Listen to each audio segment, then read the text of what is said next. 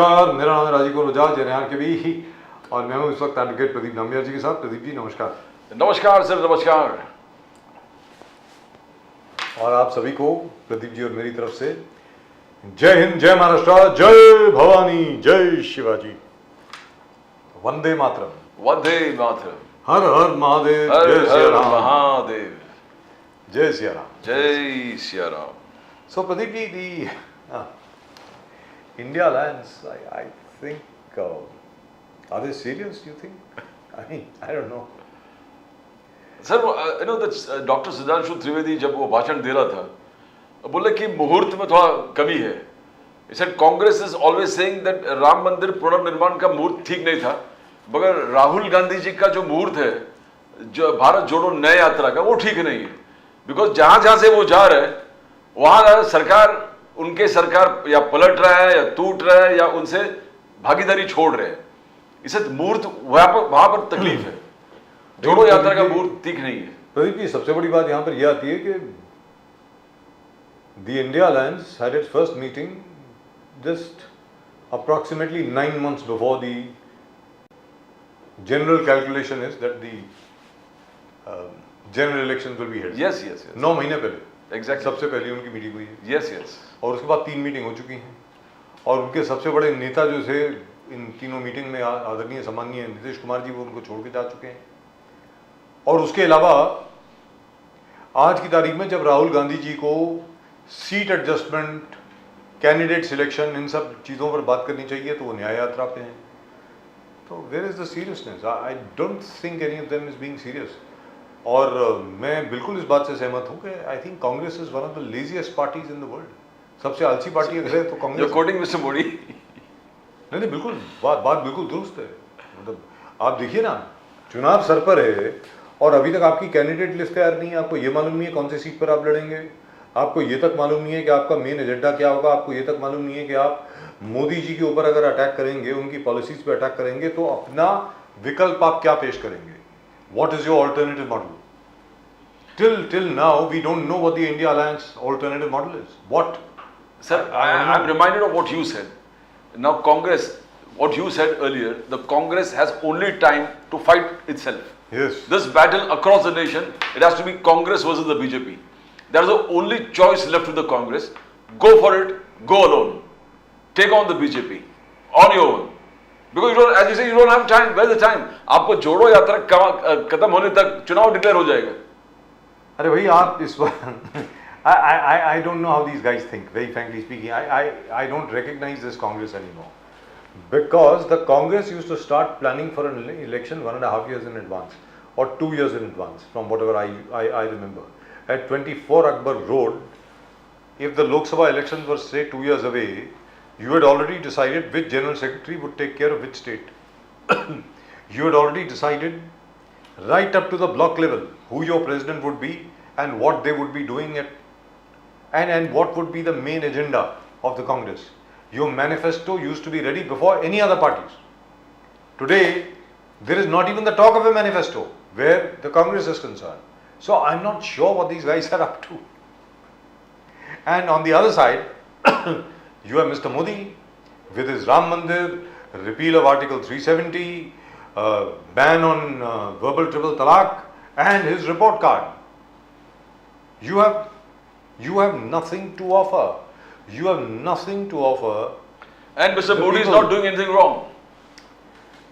Modi is going as per his plan, and he's piling up his assets, ready for war. Pradeep ji, that's exactly what I'm saying. What is the alternative? What do you have to offer? Sir, it's a matter of Pepsi and Coke. Why should I give up Coke and have Pepsi? Or a Thumbs Up? Exactly. Or a Sprint? Or a Fanta? Why? For what? I love Coke. I mean, that's it. Khatam. Sir, Then ask Ali Yes. Darwala Sahab. बिल्कुल। Darwala Sahab इस वक्त हमारे साथ हैं. So Darwala Sahab, नमस्कार. नमस्कार Rajiv sir, नमस्कार Pradeep sir. जय हिंद, नमस्कार। जय महाराष्ट्र, वंदे मातरम, and the most important is जय सिया राम। जय सिया राम. जय सिया राम. सबसे बड़ी बात ये है. So magnificent told speech. everything that you were going to say. Magnificent speech in Parliament by Mr. Modi. And as we've been discussing over here for the last 2 years, There is no alternative. I mean, the opposition is not presenting an alternative. What is your alternative? I mean, I would love it if the Congress were to come out with their own version of what the economy ought to be like, with their own version of how they're going to be saving all the public sector units, how they're going to be reviving them, what they're going to be doing where, and so on and so forth. They say they are followers of Gandhiji. Are bhai, Gandhiji's main focus was village as a unit. And the Congress seems to have forgotten Gandhiji. And then they complain when Mr. Modi talks about Gandhi. I mean, come on. Darwala Sahab, what do you think? The only agenda, Rajiv sir and Pradeep sir, I could figure out in my limited knowledge is the freebies. They have come to power in Karnataka by promising freebies on gas, from electricity, and whatever they could lay their hands on. The Karnataka government has crashed, the economy has collapsed. This is how they have come to power. But so, nevertheless, the people are so intelligent, they saw that India cannot become a case study of Karnataka like what has happened in Karnataka, and they have distanced themselves from Congress. Now, I was listening to the Honorable Prime Minister's speech in the Parliament today, and as he said as to why shouldn't I pat my back, and I was really head on, and I was kudos to what the Prime Minister said. As we go into the debate, I'm sure you will take up the issue, and I will be able to reply on that. And over here, as I said, the opening statement that I saw in all the leading newspapers is the Honorable Prime Minister said, the thumbline, the theme of this show, Ab Ki Baar 400 Paar. So this is what nation now has projected, and this is how we have come today as the thumbline of the Prime Minister's agenda. No, but over here, what I would like to ask you is there anything else that you would like the Prime Minister to do? I mean, in terms of, I'm sure you must be having a wish list of your own. Like, for example, as far as I'm concerned, you know what I would like the Prime Minister to do? I can tell you. I'm not asking you. You can come out with it if you want. I want the Prime Minister, to start the process of getting Pakistan occupied Kashmir back. I want the Prime Minister to start the process of driving the Chinese out of all the territories that they have illegally acquired from us. I would like the Prime Minister and the Defence Minister and the three chiefs to sit together and go back to the old recruitment scheme of the Army, Navy and Air Force. We need at least 90,000 more troops. I would like the government really and truly to look at our maritime forces. You know, by the way, congratulations. Congratulations are in order for everybody. A matter of great pride for the whole of India, Mr. Modi. And this is something, by the way, that Mr. Modi did not even mention in Parliament. Pradeep ji, sunne wali baat hai. Pradhan Mantri ji ne ye baat bhi nahi kari. Look at the greatness of the man. Sir, today, the Red Sea and Gulf of Aden shipping lanes are open because of the Indian Navy. Because of us, we have 3 freighters and 2 destroyers at the moment, guarding the seas to see that the international shipping lanes are not disrupted by Somali pirates and by Houthi rebels. I am saying, for India really to project itself as a great power, we need at least 2 more aircraft carriers, we need at least 15 more destroyers, and by the way, sir, the Indian Air Force is about 14 squadrons short. We have the money. I do hope the mandarins at South Block are not going, because I know for a fact that Mr. Modi has been planning for this.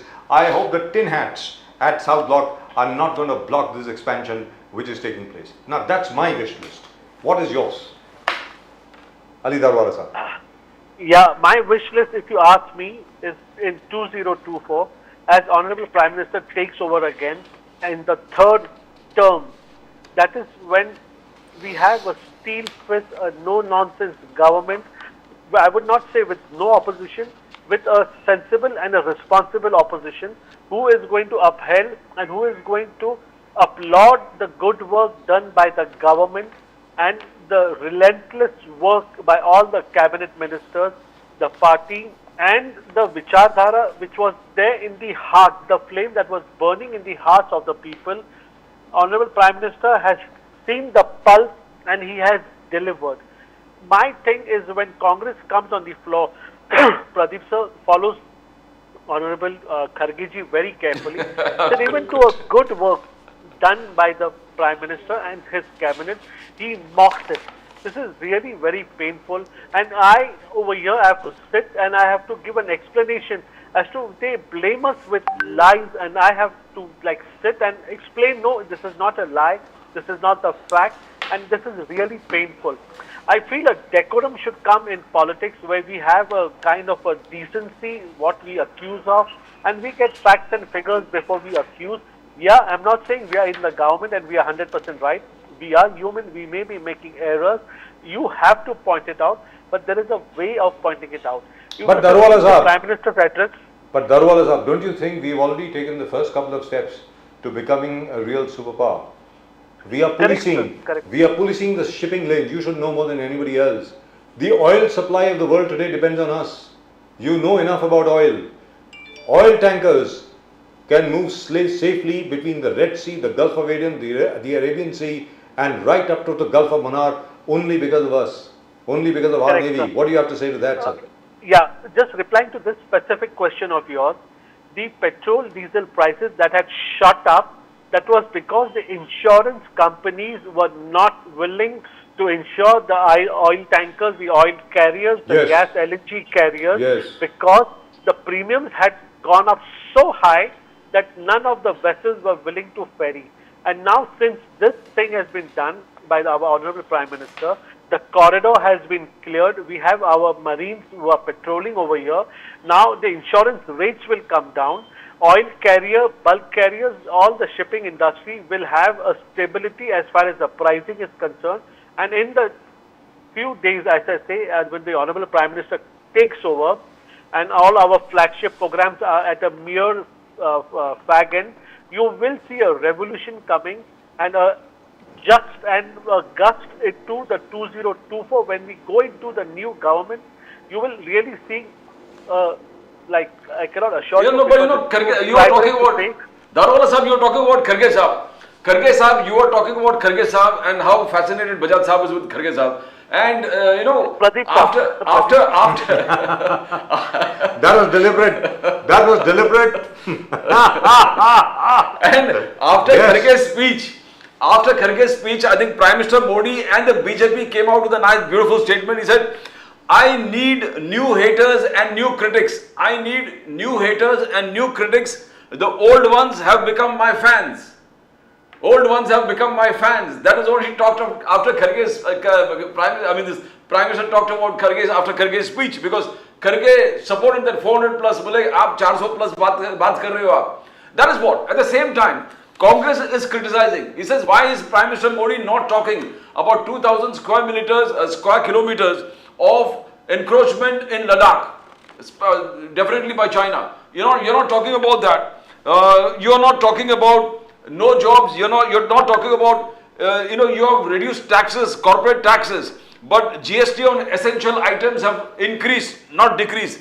Industrious loans have been waived. MSME and farmers, there's no relief. So that's where they're blaming the Prime Minister Modi, that he's not talking about 2,000 square meters of encroachment by Chinese. Why is he not talking, Darwala sir? So this bilateral talks are on. Honorable Prime Minister is very aware. You're saying of 2,000 square kilometers over here. Even 2 square kilometers is what the Prime Minister will not let 4,300. it go. According to Dr. Subramanian Swamy, 4,300 square kilometers. So the Congress reduced by 2,000. 4,300 square kilometers according to Dr. Subramanian Swamy. Correct. As we see the snow coming down, you will see our army in action. Definitely, this is not the platform where the army strategies are to be Why not? spoken out about. Why not? Because I can assure you, sir, something. Why not? Something big. Why can't you something speak big about is it? happening. Sir, because these are all strategies as far as the oil reserves, the army, the planning, and what We is have enough oil happening reserves. And we've got the Chinese all bottled up in the Straits of Malacca. You know that. You know that. The Chinese dare not attack us. You know that quite well. We'll just bottle them up. Their tankers will not be able to cross. The Chinese have no oil of their own. They will be without electricity, without oil, without nothing. They'll come to a standstill. You know that quite Correct. well. That's what I'm saying. As Right. the snows are withering off and as we see the winter at the fag end, we are doing things strategically. Things are going to work out in due course of time, Pradeep sir, Rajiv sir. You will see how things have been planned, how highways have been planned till the last chowki in the north, and very soon. Oh yeah, that's a Those great achievement. By the way, states- that's something, Pradeep ji, what Mr. Daruwala mentioned, sorry to interrupt you, but I have to say this. You know, this is the first government that has actually done this. Till now, our boys on the front in Ladakh and in the northeast facing the Chinese had to be supplied by mule train, Yeah. by mules. We didn't have roads. This is the first government that has actually provided roads. Sir, please go ahead. Rajiv sir, I'll tell you one thing. There is a very what we say in Hindi, 60 साल का ये linen धोना है, ये 6 साल में नहीं निकलेगा. But though we have done it, what they had projected for 30 years, we have been able to do it in 9 years. The government which patted it back and said we are the 11th largest economy in the world and we project to become top 5 in next 30 years. The Honorable Prime Minister has done it in 9 years. Why shouldn't we be proud of it? Why shouldn't we speak about it? Likewise, in the north, the 7 sister states that was spoken about now, which is in the limelight now, were neglected as though they were a foreign country. Like India, ये नाम लेने को वो लोग शर्मते थे. And in this states over here, we are very proud to say, आज जो लहराता है हमारा तिरंगा, उसके साथ में गर्व से वो हमें भारतीय कहते हैं और अपने आप को भारतीय होने में वो लोग गर्व महसूस करते हैं. You know, Daruwala sahab, The Daruwala sahab, change. the greatest showpiece of yours, the greatest showpiece of the BJP is Uttar Pradesh. Uttar Pradesh was known for Rampuri knives, यानी रामपुरी का चाकू Barbaric. और country made revolvers, katta, Country made katta. and you know this, Rampuri chaku. And today UP is making drones, it is making BrahMos missiles, it is making all the best defense equipment of the world and ready to supply to the whole world. Now that is a transformation.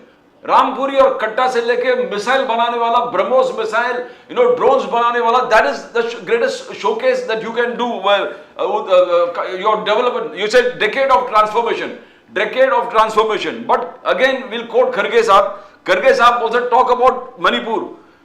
Every R1 farmer is committing suicide. What is Prime Minister Modi doing about that? And crimes against women, Kharge says, is up 32%. Daruwala Saab. Your achievements are fabulous. By the way, the UP budget this time is about 7,36,000 crores. Isn't that amazing? Yeah. Amazing. 7,36,000 But coming crores. to But farmer Uttar Pradesh, suicide, sir. so that's a worry.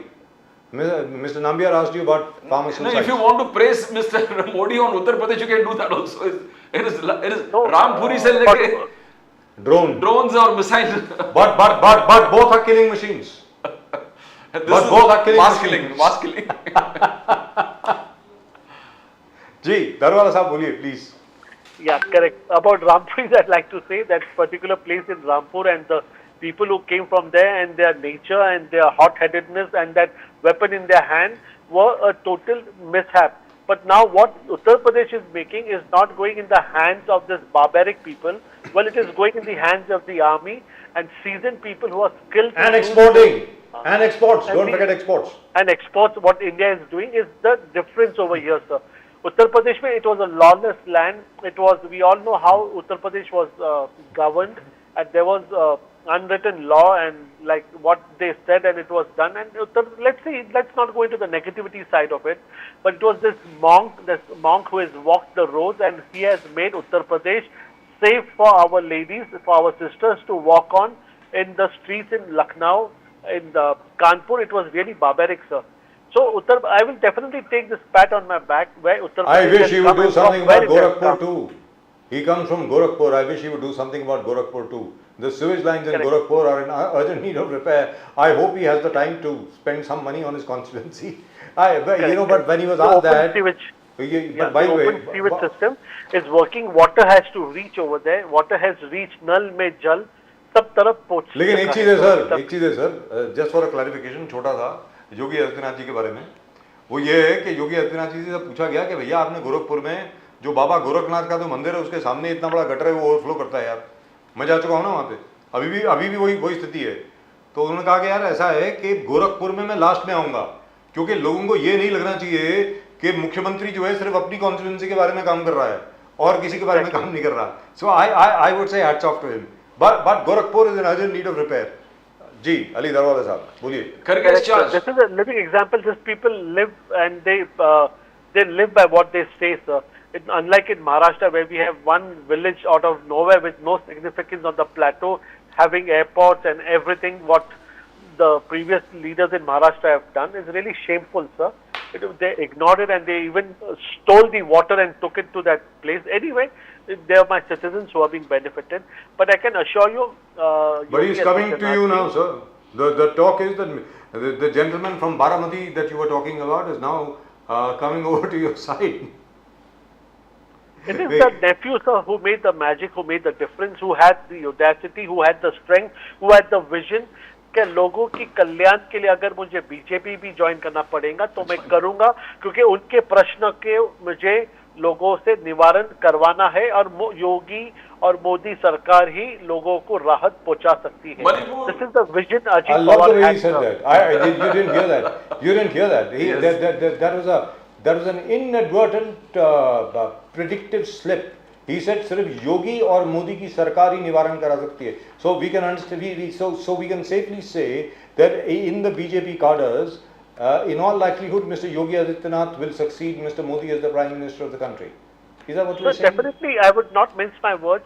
As far as selection is concerned, it is very immature of me to even predict anything over here, because the decisions are not taken on television screens, neither in the BJP headquarters. It is the Vichardhara who sits, who thinks, and it has been discussed, and with systematic credentials it has been discussed who can take over and when will we take over, and it doesn't even need to change. To begin with, even if it needs to change, do we have an alternative?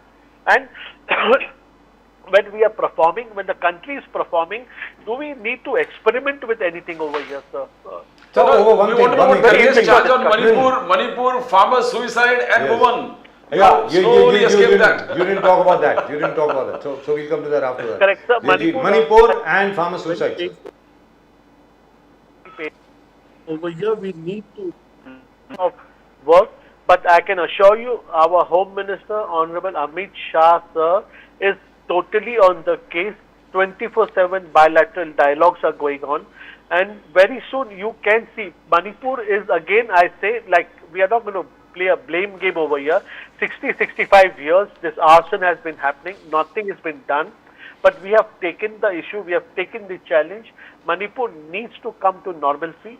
As well as the agriculture suicide is concerned, sir, on your prestigious channel, I'd like to tell you with confidence that each and every farmer is been compensated with 6,000 rupees directly transferred into their account.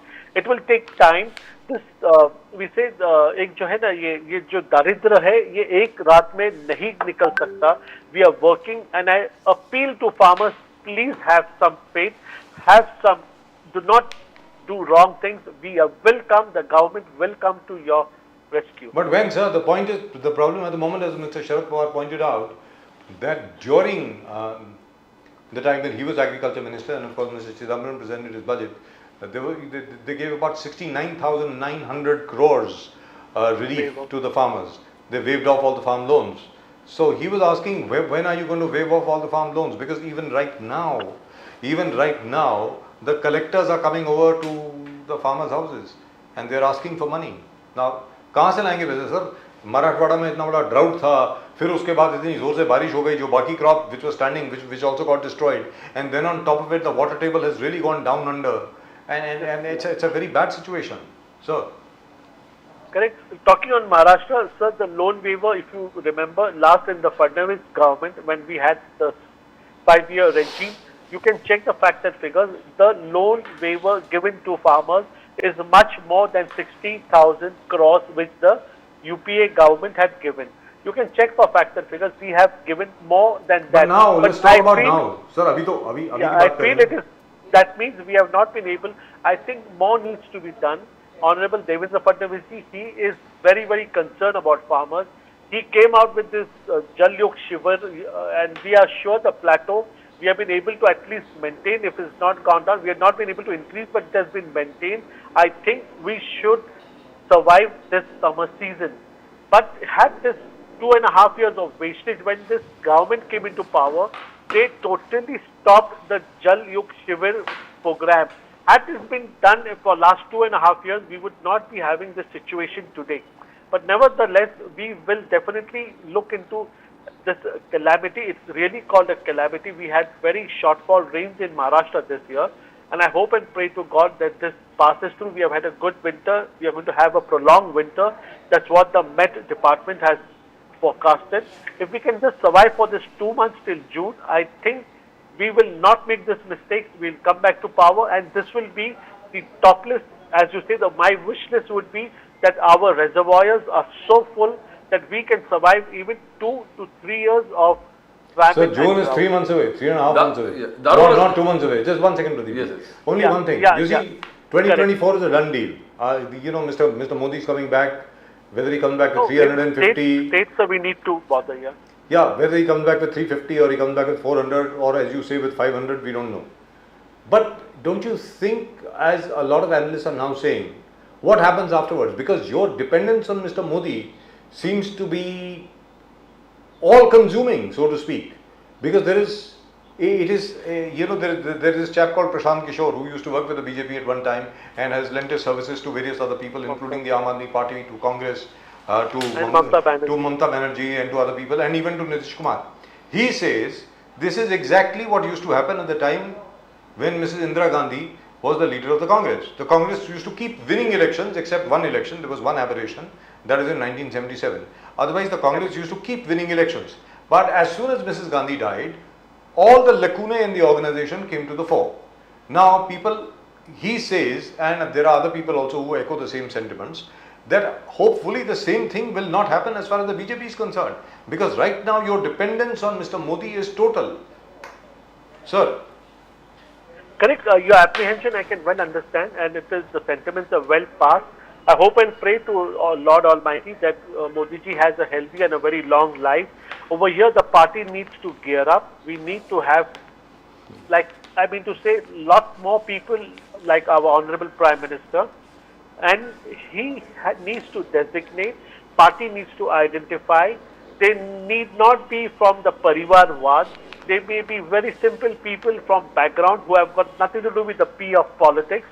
They need to be got into the platform. I am sure there is an agency who is totally looking into it and into a standby mode also. Darwala sir, What you are saying is well noted, sir. What you were saying definitely yesterday, not be dependent on Prime Minister, the way he spoke, he said, "वो नामदार थे, मैं कामदार हूँ. वो नामदार थे, मैं कामदार हूँ." That's what he said, and he went ahead to say that before 2000, around 2013, the collection of the attachment was 5,000 crores by the Enforcement Directorate, and by 2022 it has reached 1 lakh crore. Enforcement Directorate attachment today has reached 1 lakh crore, Mr. Danuwala. He said, I will not tolerate corruption. मैं corruption बर्दाश्त नहीं करूंगा. और जिसने इस देश को लूटा है, उसको पैसा वापस लौटाना पड़ेगा. Now that was a fantastic statement. He said, I will not allow corruption, and those people who have looted the country will have to pay back, give back the money. Now he is, it's like a launching a war against corruption. Darwala sir. Pradeep sir, I am on total same page with our Honorable Prime Minister, with you, with Rajiv sir on this show. I am of the same sentiment.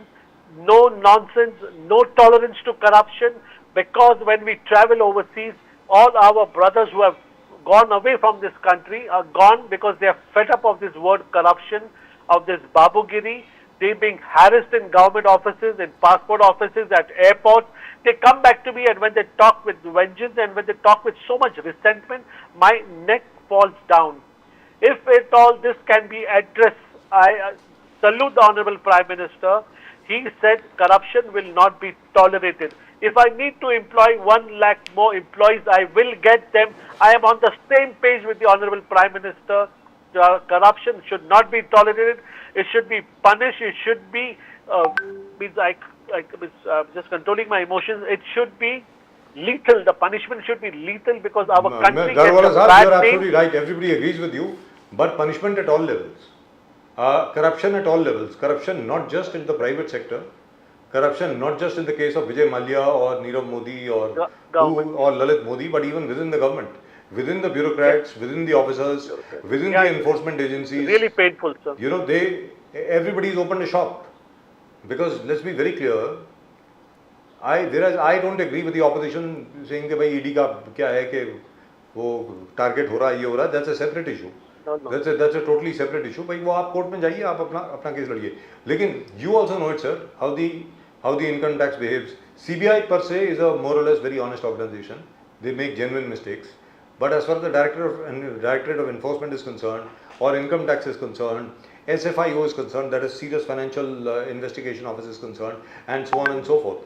We are getting all sorts of reports from there. So perhaps the Vigilance Commission needs to look at what these people are doing. Darwala sahab. Exactly. Rajiv sir, I am on total same page. You can see with the resentment on my face, corruption is total no. We need to, and me within the party in my power. I forgot to mention customs. Yes, customs. That's another one. Correct, sir. Customs, they are working and they are 100% working. Even they know that it's a no-nonsense thing. There is an agency who is keeping an eye on them. We have the security advisors. We have lots of good people on board with Honorable Prime Minister. They have been handpicked. They are working relentlessly. Hours and hours of work has been put in. We cannot leave this country in the hands of the corrupt. Modi ji has his eyes open and the party is working. The Sangh is totally involved. We are going on the ground. You can see from this Ram Mandir that Akshat was gone in each and every household. It is this grassroots workers who are working. As you say, we are totally not dependent on one person. It is an organization who are working, and not only in India, even abroad, people are working who have got nothing to do with politics. Who have got nothing to do with politics. Their agenda is India has to be superpower. Desh Sarvapari, nation first is the total agenda over here. But the only thing is, one final question, sir, before we let you go. The Prime Minister said कि और विपक्ष ने संकल्प ले लिया है कि आप अब हमेशा ही विपक्ष में बैठेंगे. That the opposition has taken an oath that they will always sit in the opposition, the way they are working. Do you think the Prime Minister means the next 10 years, 20 years, 50 years, 100 years? What does he mean? No, sir. I will just, my take on this as far as opposition is concerned, they have been elected representatives. They have been put over there, they have been sent over there by people by way of election, by way of vote. We really respect that vote given to that individual, and because of which that person is sitting in the parliament. He has all the rights. Though he is in opposition, we do not look at him as an opposition, as an enemy or something. We look at, at least my take on this, we look at him as a constructive direction. If we are doing wrong, opposition is very healthy, they need to guide us. But only that thing that pains me is when the Honorable Prime Minister talking, that screaming, talking on top of the voice, that mockery, that is really unexpected. People have sent you with lot of, apeksha ke saath mein bheja hai. You deliver, get the work done. The Prime Minister is there to deliver, the Cabinet is there to deliver. Put relevant questions and get the people's problems solved. That is what I say. Even if you're in opposition, you are as equally important as the ruling party. Right. I am very, very glad to hear that. Thank you so much, sir. God bless you as always, Darwala sahab. It's a great pleasure having you on the show. Thank you, Rajiv, sir. Can we have Mr. Darwala on screen? We have the next guest on the screen before that. Terribly sorry. But Darwala sahab, thank you very much. Great pleasure talking to you, sir. All the very Jai best. Hind, And Jai Maharashtra, Vande Mataram, Vande Jai Mataram. Shri Ram. Jai Shri Ram. Jai Shri Ram. Thank you, sir. Well, you can't expect to hear anything else. not from the BJP anyway. And at the moment with us from the Congress से इस वक्त हमारे साथ हैं जनाब सुरेश चंद्र राजन साहब। सुरेश चंद्र राजन साहब नमस्कार। नमस्कार सर, नमस्कार। नमस्कार। पिछली बार आपका जरा नेटवर्क जरा कुछ गड़बड़ कर गया था। यस, आज वाईफाई में है सर। और कैसे हैं सर? सब खैरियत है? बढ़िया, ज़बरदस्त। आपके फेसबुक पोस्ट हम लोग देखते रहते हैं, आपके इंस्टाग्राम के पोस्ट भी देखते रहते हैं। जी सर। तो राहुल गांधी जी की जो न्याय यात्रा है उसका अब प्रभाव कितना बड़ा है? कांग्रेस का जो संगठनात्मक स्थिति थी नॉर्थ ईस्ट में, बिहार में, बंगाल में और अब यूपी में, क्या वो एक बार फिर पुनर्जीवित होगी राहुल गांधी जी की न्याय यात्रा के बाद? सुरेश चंद्र राजन जी। सर, आप राहुल गांधी जी का ये जो भारत जोड़ा यात्रा के माध्यम से ये जो न्याय यात्रा चल रही है ना, जहाँ से शुरू हुई है, आज भगवान बिरसा मुंडा जी के पावन भूमि में उड़ीसा में उसका आगमन हुआ। और आपने देखा होगा जिस तरह से भारत जोड़ो यात्रा, इस न्याय यात्रा को लोगों का समर्थन मिल रहा है, उससे हमारी जो स्टेट की लीडरशिप है, जहाँ जहाँ ये भारत जोड़ो यात्रा जा रही है वहाँ पे काफ़ी उत्साह है और लोग अभी और ताकत के साथ लोगों के साथ जुड़ रहे हैं और कांग्रेस पार्टी को स्ट्रेंथन करने का काम कर रहे हैं। और आपने जैसे कहा कि भारत जोड़ो यात्रा का, हमने पिछली बार भी भारत जोड़ो यात्रा हुई थी, उस वक्त ये जिस राज्य से गई थी वहाँ पे कांग्रेस के जो संगठन हैं या लोग, जिन लोग पीड़ित लोग हैं, उनको एक नव संजीवनी मिलने का काम हुआ था। तो और हम देख रहे हैं आज भारत जोड़ो यात्रा जिस स्टेट से जा रही है वहाँ पे एक नया उत्साह का वातावरण निर्माण हो रहा है। जबरदस्त। और राजू जी, ये लोगों का जो भर भर के समर्थन मिल रहा है, उसके कारण सत्ताधारी भारतीय जनता पार्टी इस भारत जोड़ो यात्रा को ज़्यादा से ज़्यादा हर्डल कैसे निर्माण कर सकते हैं या राहुल गांधी जी के इस भारत जोड़ो यात्रा को किस तरह से रोक सकते हैं, उसके लिए जो जो करना चाहिए ये सारी चीज़ें ये करने का काम कर रहे हैं। कल सुरेश चंद्र राजन जी, कल प्राइम मिनिस्टर मोदी जी ने कांग्रेस का जिस प्रकार से आलोचना करते हुए बोले कि हमने 10 साल में जो ट्रांसफॉर्मेशन किया, कांग्रेस को 100 साल लगते थे, कांग्रेस को 100 साल लगता। और उन्होंने कहा कि जो लेजीनेस बोलते हैं, तो उसमें कोई कांग्रेस का हाथ पकड़ कंपटीशन नहीं है। कांग्रेस इतना आलसी है, मोदी जी का कहना है कि कोई आपका हाथ पकड़ नहीं सकता जहां लेजीनेस है। आगे जाके उन्होंने इंदिरा गांधी जी के बारे में बोले, राजीव गांधी जी के बारे में, इससे पहले नेहरू जी के बारे में बोले। तो अलग अलग नेहरू जी ने कहा, आलोचना किया था उन्होंने, लोगों के मोरल, जो इंडियंस है उनका मोरल उसने कम कर दिया। उन्होंने कहा कि इंडियंस जो है भारतीय उतना हार्डवर्किंग नहीं है जितना अमेरिकन और चाइनीज है। फिर राजीव गांधी जी का कहना कि राजीव गांधी खुद कहा कि मैं 100 रुपया बेचता हूं तो 15 रुपए ही लाभार्थियों को पहुंचते हैं।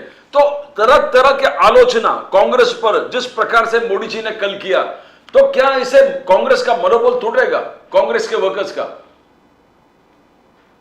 प्रदीप जी, आपने बहुत ही अच्छा मुद्दा दोहराया यहाँ पर, क्योंकि आपने देखा होगा कि भारतीय जनता पार्टी और स्पेशली नरेंद्र मोदी जी की एक नीति रही है कि वो बार बार नेहरू जी हो, राजीव गांधी हो, इंदिरा गांधी जी हो या गांधी परिवार के ऊपर हमला करते रहते हैं और ये बताते हैं कि गांधी परिवार के या ये हमारे कांग्रेस के जो नेता लोग हैं, इनके वजह से भारतीयों का मनोबल खच्चीकरण होने का काम किया। लेकिन अगर असल में देखा जाएगा, जिस दिन से देश में भारतीय जनता पार्टी की मोदी के नेतृत्व में सरकार आई है, उस दिन से लेकर भारतीयों का मनोबल टूटने का काम हो रहा है। नरेंद्र मोदी जी एक ऐसे पार्टी का नेतृत्व करते हैं जिस पार्टी जो सच्चाई होती है, जो कंस्ट्रक्टेड वर्क होता है, उसके ऊपर काम करने के बजाय झूठ और धन की राजनीति में विश्वास रखने वाले पार्टी का नेतृत्व करते हैं। और आपने देखा होगा कि नरेंद्र मोदी जी के साथ उनकी सारे टीम, उनके सारे मंत्रालय के सारे मिनिस्टर एक झूठ को 100 बार लोगों के सामने रखने का काम करते हैं और वो उनका ऐसा मानना है कि इस तरह का झूठ लोगों के बीच में फैलाने से लोग उनको भर भर के प्रेम देंगे और उनके साथ खड़े हैं। लेकिन आपको मालूम होगा कि इंसान को एक बार झूठ बोल के फंसाया जा सकता है, 2 बार झूठ बोल के फंसाया जा सकता है, तीसरी बार इस देश की जनता, भारतीय जनता पार्टी और नरेंद्र मोदी को इस झूठ का अच्छी तरह से जवाब देंगे और उसके लिए देश की जनता तैयार है। लेकिन यहाँ पर एक चीज़ बताएं कि गौरव गोगोई साहब ने बहुत ज़बरदस्त भाषण दिया, उनको काफ़ी बार रोका भी गया, टोका भी गया, स्पीकर साहब को अच्छा नहीं लगा जो कुछ भी गौरव गोगोई साहब ने कहा। लेकिन एक पॉइंट जो गौरव गोगोई साहब ने जो सामने लाए, उन्होंने कहा कि भाई ये जो संसदीय परंपरा है उसके खिलाफ है कि जब प्रधानमंत्री जी आते हैं तो हर जगह पर जैसे इलेक्शन रैली होती है मोदी मोदी मोदी बोलते हैं, लोग खड़े हो जाते हैं, ताली बजाते हैं, बीजेपी वाले संसद के अंदर जो है वो स्लोगन शाउटिंग करते हैं। तो ये नई प्रथा शायद शुरू हो गई, आज तक पहले कभी नहीं हुई थी। इनफैक्ट पंडित नेहरू जब आते थे पार्लियामेंट में तब भी लोग मतलब कोई उनका स्वागत नहीं करता था। He is a member of parliament, he was the prime minister, आकर के चुपचाप डिग्निफाइड वे में बैठ जाते थे। इंदिरा जी के साथ भी यही होता था, राजीव गांधी के साथ भी, अटल बिहारी वाजपेयी के साथ भी। ये पहली बार देखा गया है। इसके बारे में कुछ कहेंगे आप सुरेश चंद्र राजन जी? सर, हम तो बार बार यही कहते हैं कि आज हमारे देश में जो सत्ता है या सत्ता को चलाने वाले लोग हैं ना, ये लोकतंत्र या लोकशाही को मानने वाले लोग नहीं है। इन लोगों को यहाँ के लोकतंत्र के ऊपर बिल्कुल भरोसा नहीं है। ये आज हमारा देश एक हुकुमशाही की तरफ, हिटलर का जो विचारधारा थी उस तरह की विचारधारा पे चलने का काम कर रहा है। और आज आपने देखा होगा कि संसद भवन में संसद की जो गरिमा है ना, ये खत्म करने का काम हो रहा है। आज देश के मूलभूत प्रश्नों के ऊपर संसद भवन में डिस्कशन नहीं होता है। जो होना चाहिए वो देश के लिए बहुत ही हानिकारक है। और बार बार ऐसा होता है कि जब कोई इस सरकार को देश के लोगों के मूलभूत प्रश्नों के बारे में पूछते हैं तो ये सरकार उनको निलंबित करती है। और आपने देखा होगा कि ये हिंदुस्तान में, इस देश की राजनीति में, देश की सरकार के कार्यकाल में पहली बार ऐसा हुआ होगा कि 140 के ज़्यादा एमपीज को आपको निलंबित किया जाता है और इनको जो चाहिए वो सारे कानून उस वक्त पास किए जाते हैं, वो सारे बिल पास किए जाते हैं। इससे आपको क्या लगता है कि हमारा देश में लोकतंत्र है? बिल्कुल नहीं सर। ये लोग, इनको जैसा चाहिए वैसा यहाँ पे राज करना चाहते हैं और बेसिकली ये लोग भांडवलदारों के लिए काम कर रहे हैं, यहाँ के बिल्डरों के लिए काम कर रहे हैं। और बिल्डरों के और इनके हित के आड़ में जो कोई आएगा उसको इस तरह से निलंबित किया जाता है और जो मोदी का जय जयकार नहीं करेगा उसको भी टारगेट किया जाता है, उसको दरकिनार करने का काम किया जाता है। सूरज चंद्र राजन जी, मोदी साहब ने कल कहा कि कांग्रेस के जमाने में 2 बहुत बढ़िया गीत निकला था, लोग रो रो के गीत गाते थे। एक तो था महंगाई मार गई, महंगाई मार गई, और दूसरा गाना था महंगाई डायन खाई जात है। ये बोले 2 गाना बहुत हिट हो गए थे बिकॉज आप इन्फ्लेशन को कंट्रोल नहीं कर पाए, प्राइस राइज को कंट्रोल नहीं कर पाए, लोग भूख से तो मरे ही, मगर ये इन्फ्लेशन से लोग मर गए और त्रस्त हो चुके थे। बोले कि ओबीसी जहां है, ओबीसी कर्पूरी ठाकुर को आपने नजरअंदाज किया, उसको दबाने की कोशिश किया, उनको टोटली बॉयकॉट किया, इग्नोर किया कर्पूरी ठाकुर को। वो मोदी साहब आए और मोदी जी ने ओबीसी लीडर को अपना जो स्थान था वो स्थान उन्होंने मोदी साहब भारत रत्न देकर उनको अपना रिकॉग्निशन दे दिया, उनका कंट्रीब्यूशन। कांग्रेस हमेशा ओबीसी के खिलाफ था, कांग्रेस हमेशा महंगाई कंट्रोल नहीं कर पाए, कांग्रेस नारी शक्ति वंदन अधिनियम, नारी सशक्तिकरण, महिलाओं को शक्ति देना, ये सिर्फ मोदी साहब ने किया। आप 27 साल तो आप देखे तो ये महंगाई आप कंट्रोल नहीं कर पाए, आप ओबीसी के खिलाफ थे, आप नारी शक्ति के खिलाफ थे, तो आप कैसे मोदी जी को अक्यूज करते हो सुरेश चंद्र राजन साहब? प्रदीप जी, मोदी जी का अभी ओबीसी की बात आपने कही, मोदी जी ओबीसी की बात करते हैं, लेकिन मोदी जी ओबीसी के हित में कभी भी काम नहीं करते हैं। अगर सचमुच मोदी जी ओबीसी हो या इस देश का दलित हो, आदिवासी हो, उसको न्याय देना चाहते हैं तो कांग्रेस पार्टी लगातार जाति न्याय जनगणना की बात कर रहे हैं। क्यों नहीं ये जाति न्याय जनगणना करते हैं? 2011 में जो जाति न्याय जनगणना हुई है उसका सेंसर ये लोग क्यों रिलीज नहीं करते हैं? ये लोग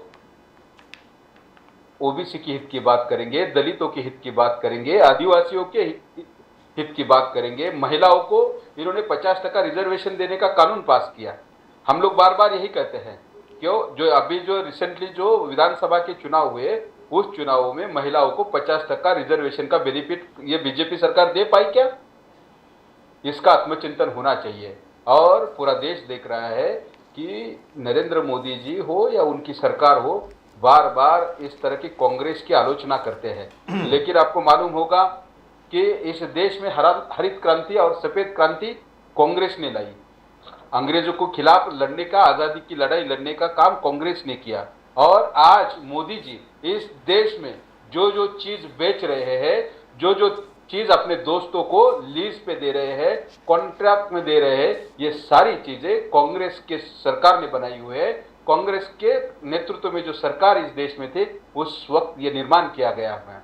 और सुरेश चंद्र राजन जी, एक और चीज बहुत इंपॉर्टेंट है, बहुत महंगाई इंपॉर्टेंट बढ़ाई। है, लेकिन बहुत इंपॉर्टेंट है। एक और चीज बताना चाहता जी, एक और चीज है, बोलिए, चलिए मैं आप आपको बोलिए। बताना चाहता हूँ, इस देश जब आजाद गुलामगिरी में था, उसके बाद आजाद हुआ, उस वक्त इस देश में सुई तक नहीं बनती थी। आज हमारे चारों तरफ जो जो प्रोजेक्ट दे रहे हैं, आज आपने उस दिन देखा होगा कि मुंबई में आके नरेंद्र मोदी जी ने यहाँ पे ट्रांस हार्बर रोड का उद्घाटन किया। वो ट्रांस हार्बर रोड ये जो कांग्रेस की देन है, हमारे स्वर्गीय नेता विलासराव देशमुख जी ने इस प्रकल्प का पूरा प्लानिंग किया, उसको एग्जीक्यूशन किया। लेकिन जब कांग्रेस के जो प्रकल्प है आगे जाके परिपूर्ण होने के कगार पे थे, तो इस तरह की सरकार अनैतिक रूप से सरकार सत्ता में आती है और उसका उद्घाटन करने का काम मोदी जी करते हैं।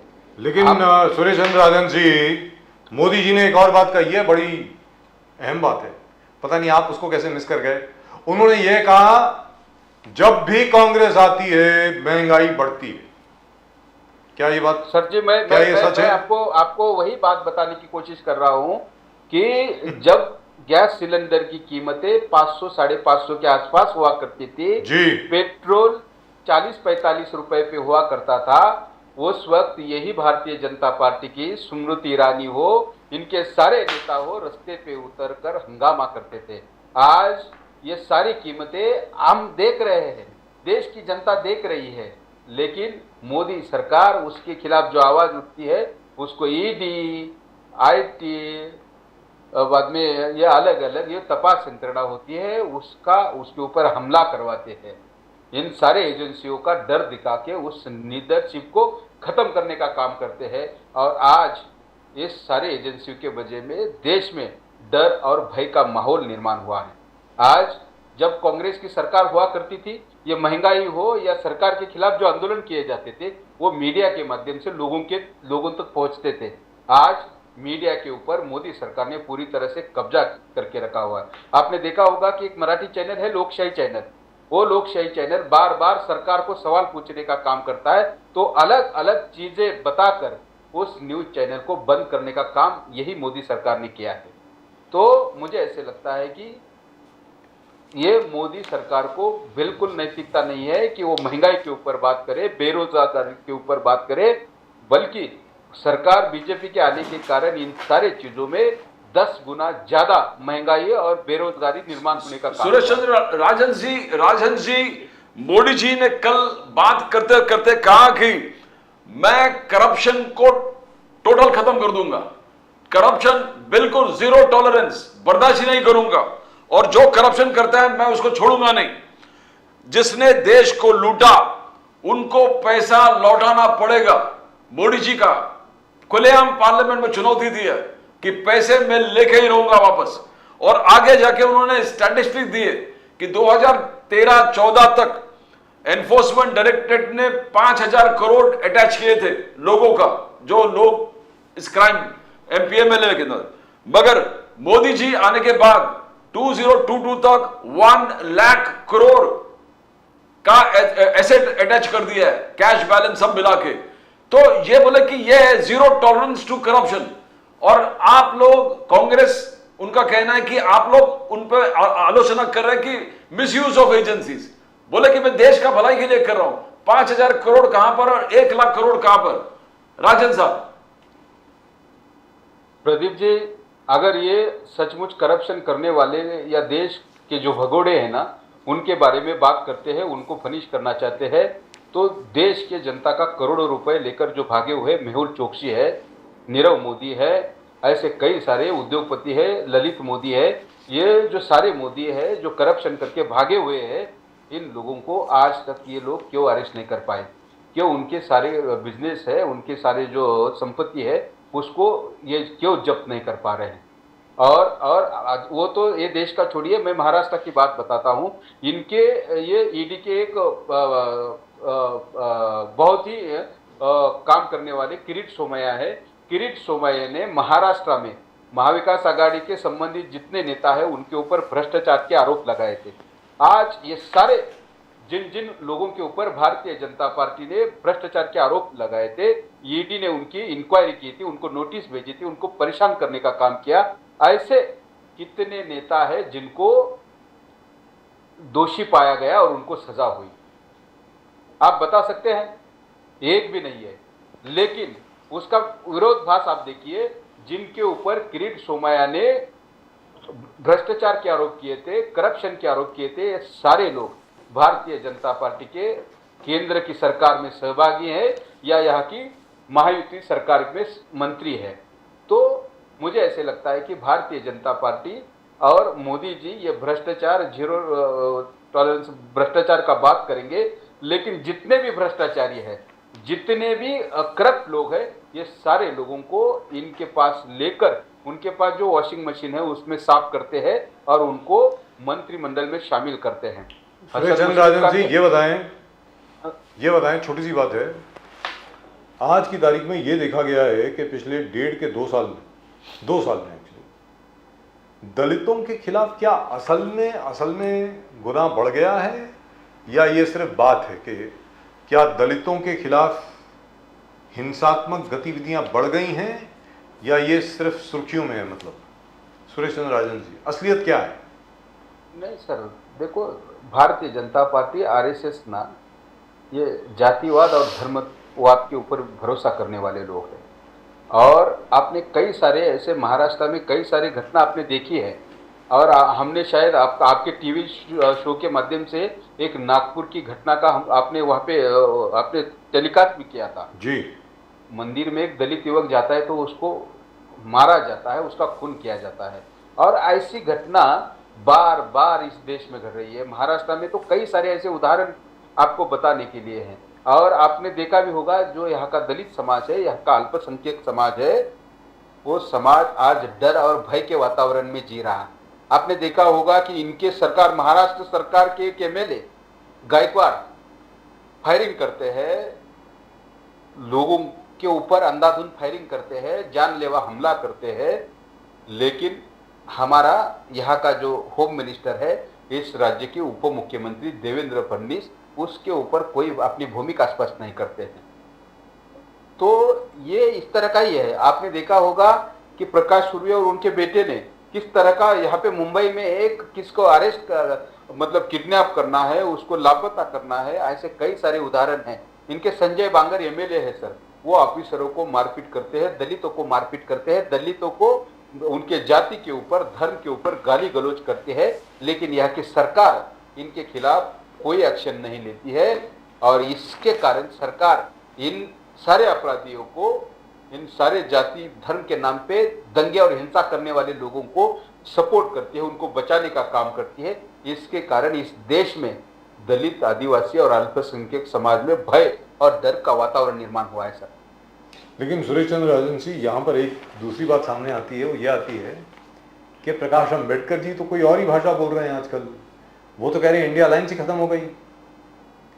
वो तो आपके साथ आ गए थे ना, तो क्या हुआ? मतलब उनका मन उब गया आपसे? नहीं सर, देखो, अभी तो क्या है, इनिशियल लेवल पे है, वो डिस्कशन चल रहा है। और आपने लास्ट जो मुंबई में महाविकास आघाड़ी का बैठक हुआ, उसमें वो आए, वो और उनके साथ एक ज्वाइंट प्रेस कॉन्फ्रेंस भी हुआ, और प्रकाश अंबेडकर जी के साथ मतलब अभी बातचीत चल रही है।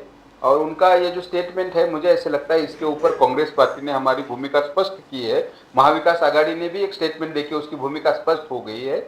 लेकिन क्या है, इस तरह की छोटी छोटी चीजें लेकर भारतीय जनता पार्टी या मीडिया उसका बहुत बड़ा मतलब मसाला चाहिए उनको, तो वो चल रहा है ये। लेकिन तो सुरेश चंद्र भी एक in the same line, sorry, in the same line,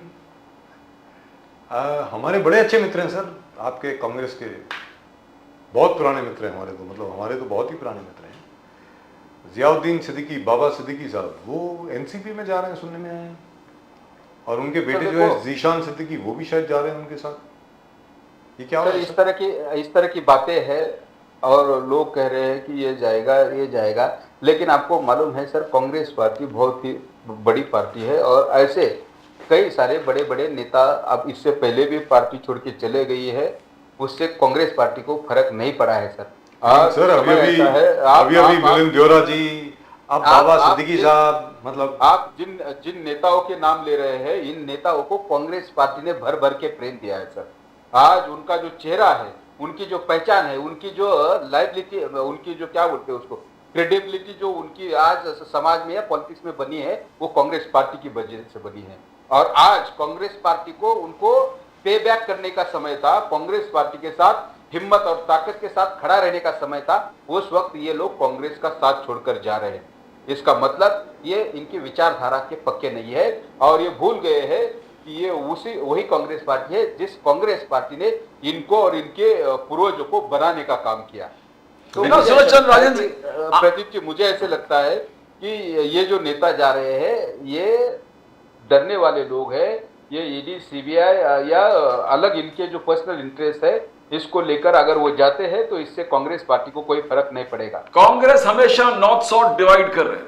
Congress हमेशा बोल रहे हैं कि ठीक है बीजेपी नॉर्थ में है मगर साउथ में है का, साउथ में अभी डीके शिव कुमार का जो भाई है डीके सुरेश, उन्होंने कहा कि साउथ पूरा एक राज्य अलग बनना चाहिए।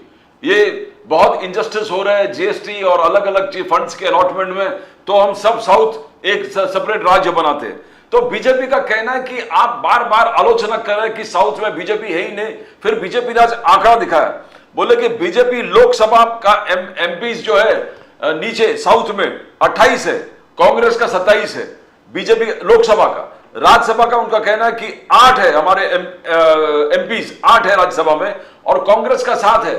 तो कहां बीजेपी, बार बार आप लोग कह रहे हैं कांग्रेस की बीजेपी साउथ में है ही नहीं, साउथ में नहीं है, और नॉर्थ और साउथ के आप डिवाइड करके इस देश को फिर बांटना चाहते हो। तो ये आरोप आप पर लग रहा है सुरेश चंद्र जी।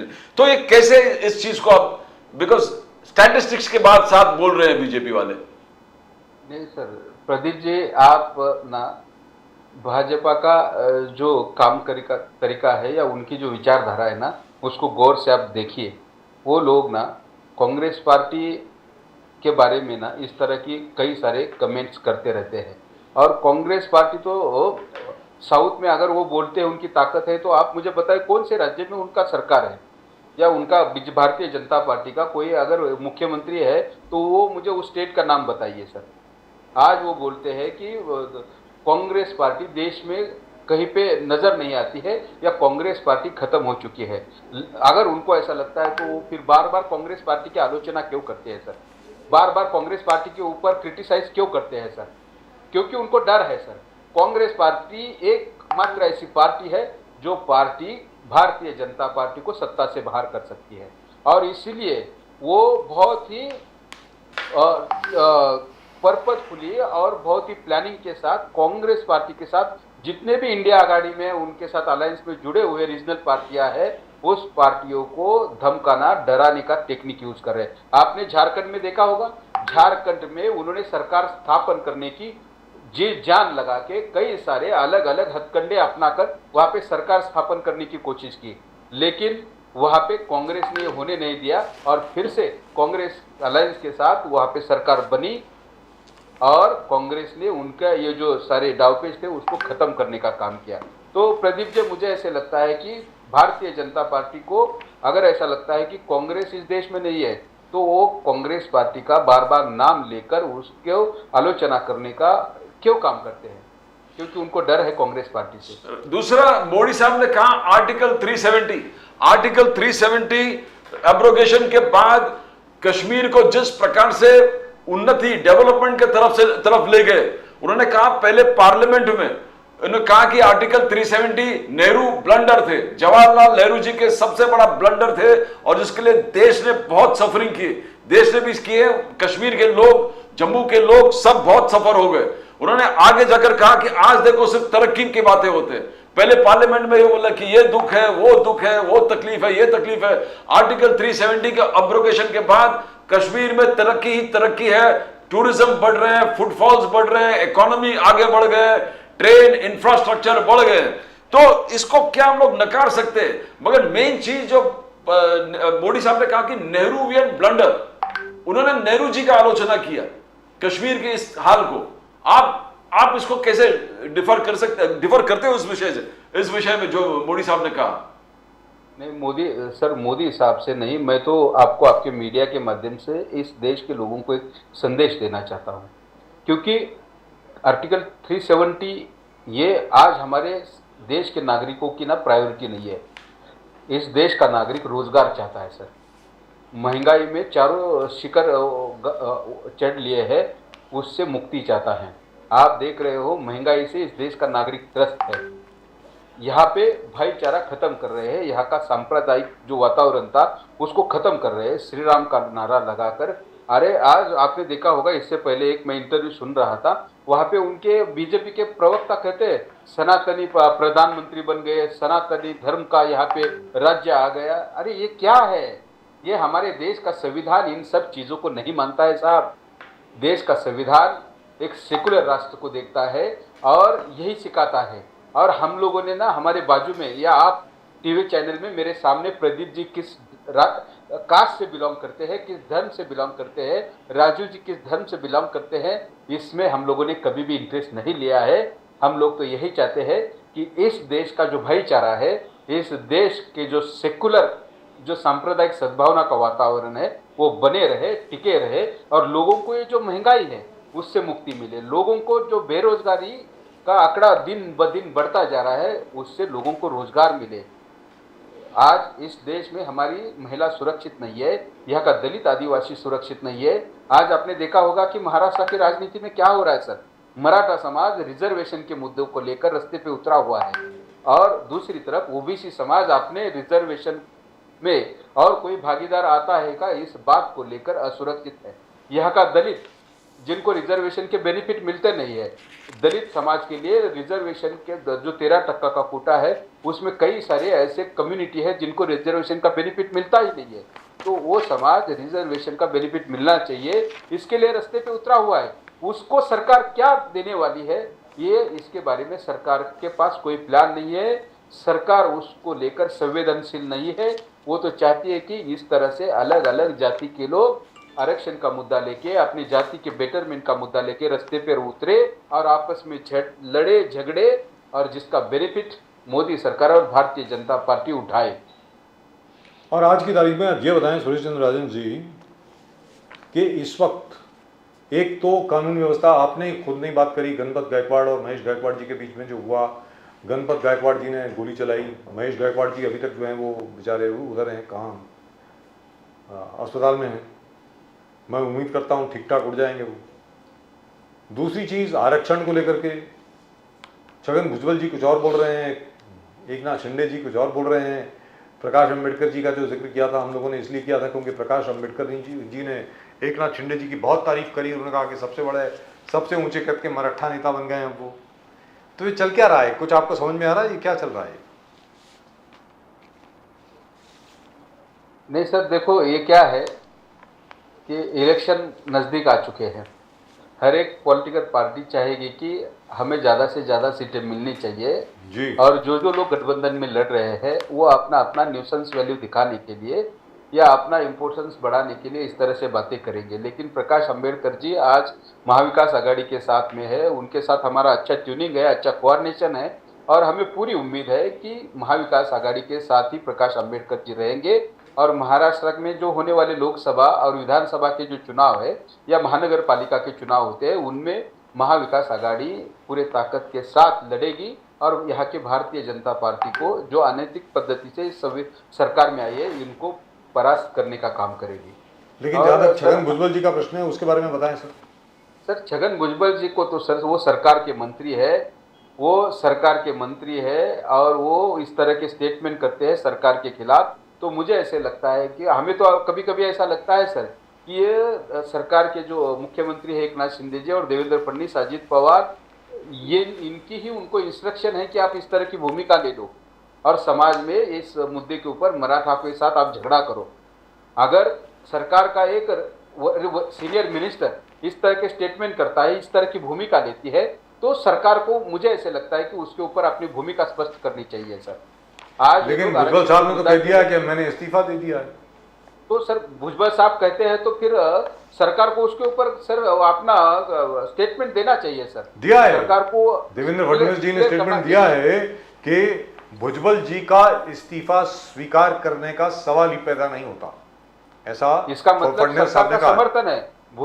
छगन भुजबल की जो भूमिका है उस भूमिका को शिंदे फडणवीस अजित पवार सरकार का समर्थन है, ऐसा ही उसका अर्थ होता है सर। आज लेकिन मुंबई क्यों, शहर में इससे आप फायदा क्या होगा? इससे क्या फायदा होने वाला होगा? ओबीसी समाज झगड़ा करेगा, मराठा समाज झगड़ा करेगा और उस झगड़े में भारतीय जनता कांग्रेस का फायदा होगा। पड़ेगी।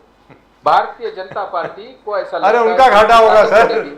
इस झगड़े से तो उनका घाटा होने वाला है। क्या बात कर रहे हैं सर सुरेश चंद्र राजन जी? तोड़ना सर, तोड़ वो- घास घेऊन गेले। सर सर सर मैं ऐसा बोल रहा हूं कि जी। भारतीय जनता पार्टी का ऐसा मानना है कि ओबीसी और मराठा समाज आपस में झगड़ेगी, लड़ेगी, तो उसका फायदा भारतीय जनता पार्टी को होगा, लेकिन वो उनका गैर समझ है सर। मगर वो भुजबल उसकी साहब गलत जो एक प्रक्रिया एक है। काम कर रहे हैं सुरेश चंद्र राजन जी, वो भुजबल साहब जो डायलॉग्स बोल रहे हैं कि तोड़ना तून घास घेऊन गेले, हमारा पूरा हक ले गया, हे मराठाचा फसवणूक आहे की ओबीसीचा जो बोलते हैं कि, तो अलग अलग आलोचना जो कंटिन्यूस कर रहे हैं, तो ओबीसी वर अन्याय की मराठांचा फसवणूक। फिर प्रकाश शेंडगे जी बोल रहे हैं कि डे लाइट रॉबरी, दिन दहाड़े ये रॉबरी है। तो ये जाके, और ये सब जितने भी लोग हैं ये सब बीजेपी के साथ खड़े रहने वाले लोग हैं। तो आप ये ओबीसी वाले मुद्दा आप कैसे लग रहे, कैसे आप बोल रहे हैं कि दोनों चीज फायदा, मराठा को भी फायदा। एकनाथ शिंदे जी बजाज साहब बोल रहे हैं, आज आपके प्रकाश अंबेडकर जी जो आपके साथ जुड़े हुए हैं, उन्होंने कहा कि एकनाथ शिंदे जी अपना स्टेचर बहुत बढ़ा चुका है एज टॉलेस्ट मराठा लीडर।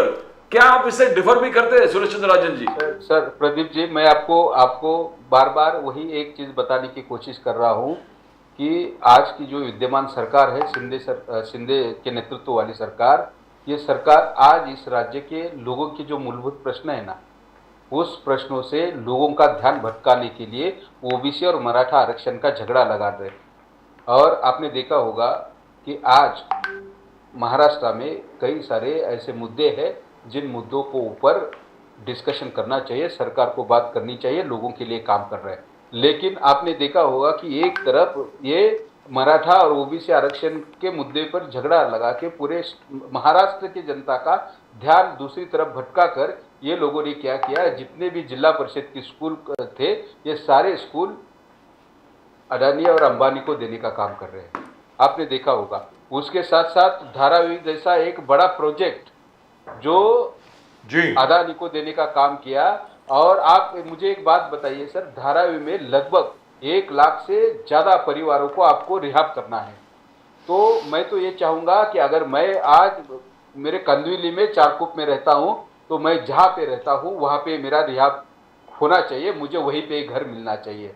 लेकिन ये लोग क्या कर रहे हैं, अदानी को एक बीकेसी के बाजू में एक दूसरा एक बड़ा प्रीमियम जगह का पूरा यूटिलाइजेशन उसके बिजनेस के लिए होना चाहिए। इसलिए धारावी के रहने वाले गोर गरीब लोग जिन्होंने कई सालों तक धारावी का एक नाम बनाने का काम किया, धारावी को बनाने का काम किया, इन सारे लोगों को मुलोड, वडाला ऐसे कई दूर जगह पे उनको रिहाब करने का इनका प्लानिंग हुआ है। और उसके लिए कल आपने देखा हो कि सरकार ने निर्णय लिया और उसका ये साल प्लान जो लैंड है उसका 99 ईयर के लीज के ऊपर अक्वायर करने का काम भी शुरू किया है। लेकिन इसके खिलाफ तो आप लोग कुछ कर रहे हैं ना, सॉल्ट पैन सर, लैंड। अगर सर, सॉल्ट पैन लैंड पे डेवलपमेंट हो जाती है तो मुंबई तो डूब जाएगी साहब। और वो डंपिंग ग्राउंड इज वर्स। मैं वही बोल रहा हूँ सर, जी। जिन लोग को मुंबई का या मुंबई करो का या महाराष्ट्र के जनता का कुछ पड़ा नहीं है, इनको फिक्र है केवल अदानी अंबानी की या उनके बड़े बड़े बिल्डरों के, उन भांडवलदारों के, पैसे वाले लोगों की। अगर वो इस तरह का सोचते तो आर्य जैसा एक जंगल तोड़ने का काम ये कभी नहीं करते थे। वहां पे मेट्रो कार शेड का काम उधर मुलुंड में भी हो सकता था, भांडुप में भी हो सकता था, कंजूर मार्ग में भी हो सकता था। आप देख रहे हो महालक्ष्मी रेस कोर्स का जो ओपन जगह है वो पूरा की पूरा वहां पे 120 एकड़ पे थीम पार्क बनाने का इनका प्लानिंग हो चुका है और उसके लिए काम भी शुरू किया। अरे सर, मुंबई के सारे ओपन लैंड इस तरह से एक एक करके ये लोग बिल्डरों भांडोलों अदानी अंबानी को देंगे तो लोगों को कैसा यहाँ पे मुंबई में सर्वाइव कर पाएंगे सर? ये आत्मचिंतन करने की बात है और इसके कारण ये लोग ओबीसी मराठा इस तरह के जाति धर्म और आरक्षण के बीच में लड़ाई झगड़ा लगाकर ये सारे जो चीजें लेकिन आप लोग इसका विरोध कर रहे हैं कि नहीं? कांग्रेस ये बताएं सर, क्या जो सॉल्ट पैन लैंड है उसके अलावा संजय गांधी नेशनल पार्क के नीचे से टनल जाएगी, सुरंग जाएगी, उसके अलावा ना जाने और क्या क्या होने वाला है। आपने महालक्ष्मी का जिक्र किया, अरे तो मुंबई का सांस कहां से लेंगे? मैं वही बोल रहा हूँ सर। और इसके ऊपर आपने देखा होगा कि हमारे मुंबई कांग्रेस की नेता वर्षाताई गायकवाड़ के नेतृत्व में हम लोग लगातार धारावी के प्रोजेक्ट को लेकर रास्ते पे उतरे हैं और आपने वर्षाताई गायकवाड़ की भूमिका देखी होगी विधान भवन में भी और सरकार के खिलाफ में एक शेरनी की तरह वो लड़ने का काम कर रही है और इन अदानी अंबानी और मोदी को टक्कर देने का काम कर रहे हैं। और कांग्रेस की यही भूमिका है सर। कांग्रेस तो जहां जहां लोगों के हितों के ऊपर ये हमला करते हैं, लोगों के खिलाफ काम करते हैं, वहां पे कांग्रेस पार्टी लगातार ताकत के साथ लड़ रही है। लेकिन मुझे ऐसे लगता है कि जो लोग हैं, जो मुंबई कर है, जिनको इन सारे चीजों के कारण दिक्कत होने वाली है, इन सभी लोग को इकट्ठा कर ये शिंदे फडणवीस की जो भांडवलदारों की जो नीति है उनके खिलाफ लड़ना होगा। और मोदी जी बार बार मुंबई का, अभी जो आपने देखा होगा सर, कल महानगर पालिका का बजट पेश किया गया, उस बजट में नया कुछ भी नहीं था। सारे जो पहले 5,500 करोड़ का एफडी तोड़ने का काम किया था, अभी वो 11,000 करोड़ तक का एफडी तोड़ने का प्रोविजन करके रखा है सर। तो मुझे ऐसे लगता है मुंबई और मुंबई करों का श्रम और कष्ट का जो पैसा है उसको लूटने का काम आने वाले दिनों में भाजपा करेगी। क्या बात है sir. Anyway, I hope we will see the Congress coming on the street. I hope we will see the Congress coming and opposing at least development on the salt pan lands. और राजू जी एक बात बताना चाहता हूँ। जी बोलिए। देखो sir, हम लोग ना बार बार कांग्रेस पार्टी, जैसे मैं वर्षाताई गायकवाड़ का आपका नाम लिया, वर्षाताई के नेतृत्व में हम लोग बार बार यहाँ के सरकार को, मुंबई महानगर पालिका में या सरकार की तरफ से लोगों को, देखो कांग्रेस के जो नगर सेवक है या महाविकास आघाड़ी सरकार के जो एमएलएज है उनको बिल्कुल फंड नहीं दिया जा रहा है। ये केवल शिंदे फडणवीस पवार सरकार के संबंधित जो एमएलए है, जो नगर सेवक है, उनको ही फंड देने का काम हो रहा है। और ये सरकार बार बार हमारी कोई बात नहीं सुन रहे। इसलिए हम लोगों ने 2 दिन पहले महाराष्ट्र के राज्यपाल रमेश बैस जी से अपॉइंटमेंट मांगा है और कल परसों हमारा एक शिष्टमंडल राज्यपाल को वर्षाताई गायकवाड़ के नेतृत्व में वहाँ पे मिलने जा रहा है। और हम, ये सरकार हमारी बातें नहीं सुनता, आप इस राज्य के गवर्नर हो, आप हमारी ये बातें सुनिए, ध्यान दीजिए और इसके ऊपर सरकार को, और इससे आपको और गवर्नर को मिलने के बाद आपको लगता है कि कांग्रेस का प्रभाव पड़ेगा? अरे राहुल गांधी जी से ही कुछ सीख लीजिए। जब भारतीय जनता पार्टी विपक्ष में थी तो आपके खिलाफ हर रोज इतने बड़े बड़े मोर्चे निकला करते थे, पूरी मुंबई में, पूरी दिल्ली में, पूरे हिंदुस्तान में। आप लोग सिर्फ मेमोरेंडम दे रहे हैं सर, क्या कर रहे हैं आप लोग? चलिए बाद में बात करेंगे इसके बारे में। बट आपका संघर्ष हम लोग देखेंगे धारावी वाले प्रोजेक्ट मुल्लुंड में जो शिफ्टिंग है डंपिंग ग्राउंड में। मुझे मालूम है आप स्लम सेल के अध्यक्ष हो और इसका विरोध शायद आप करेंगे, बिकॉज वहां के लोग डंपिंग ग्राउंड में जाना बिल्कुल नहीं चाहते, धारावी के लोग। बिल्कुल नहीं सर, धारावी का हर एक नागरिक चाहता है कि वो धारावी में पैदा हुआ है, धारावी को बनाया, धारावी को निर्माण करने में उसका योगदान है, तो उसको घर भी वही मिलना चाहिए। और जब तक धारावी के लोगों को धारावी में ही घर नहीं मिलता है तब तक कांग्रेस पार्टी तस से मस नहीं होगी sir. Right, all the very best sir, thank you very much. का काम करेगी। Thank you very much for joining us Suresh Chandra Rajan ji, बहुत बहुत शुक्रिया आपका कि आप हमारे साथ जुड़े। मैं उम्मीद करता हूं कि जो कुछ आपने अभी कहा वो आप असल में अमल करेंगे सड़क पर। जी सर, जी सर। सिर्फ एक पर्चा लेकर के नहीं, गवर्नर साहब के पास नहीं सर, आप देखोगे सर पूरे रास्ते पे उतर कर जोरदार आंदोलन शुरू होगा sir. Right, thank you so much sir, thank you very much.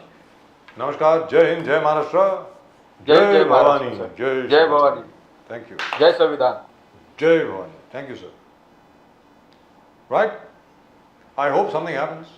Because if you remember, Pradeep ji, when the BJP was in the opposition, Yes. they would bring the entire life The whole country was on fire. of at least all the major metros in the country Yes, yes. to a standstill. And all that these guys are doing is giving memorandums to the governor, And which is more than the memorandum, I think only the court's intervention is going to stop, because if they see blatant violation of democratic principles, that's then right. the solution and the remedy lies with the court, apart from public.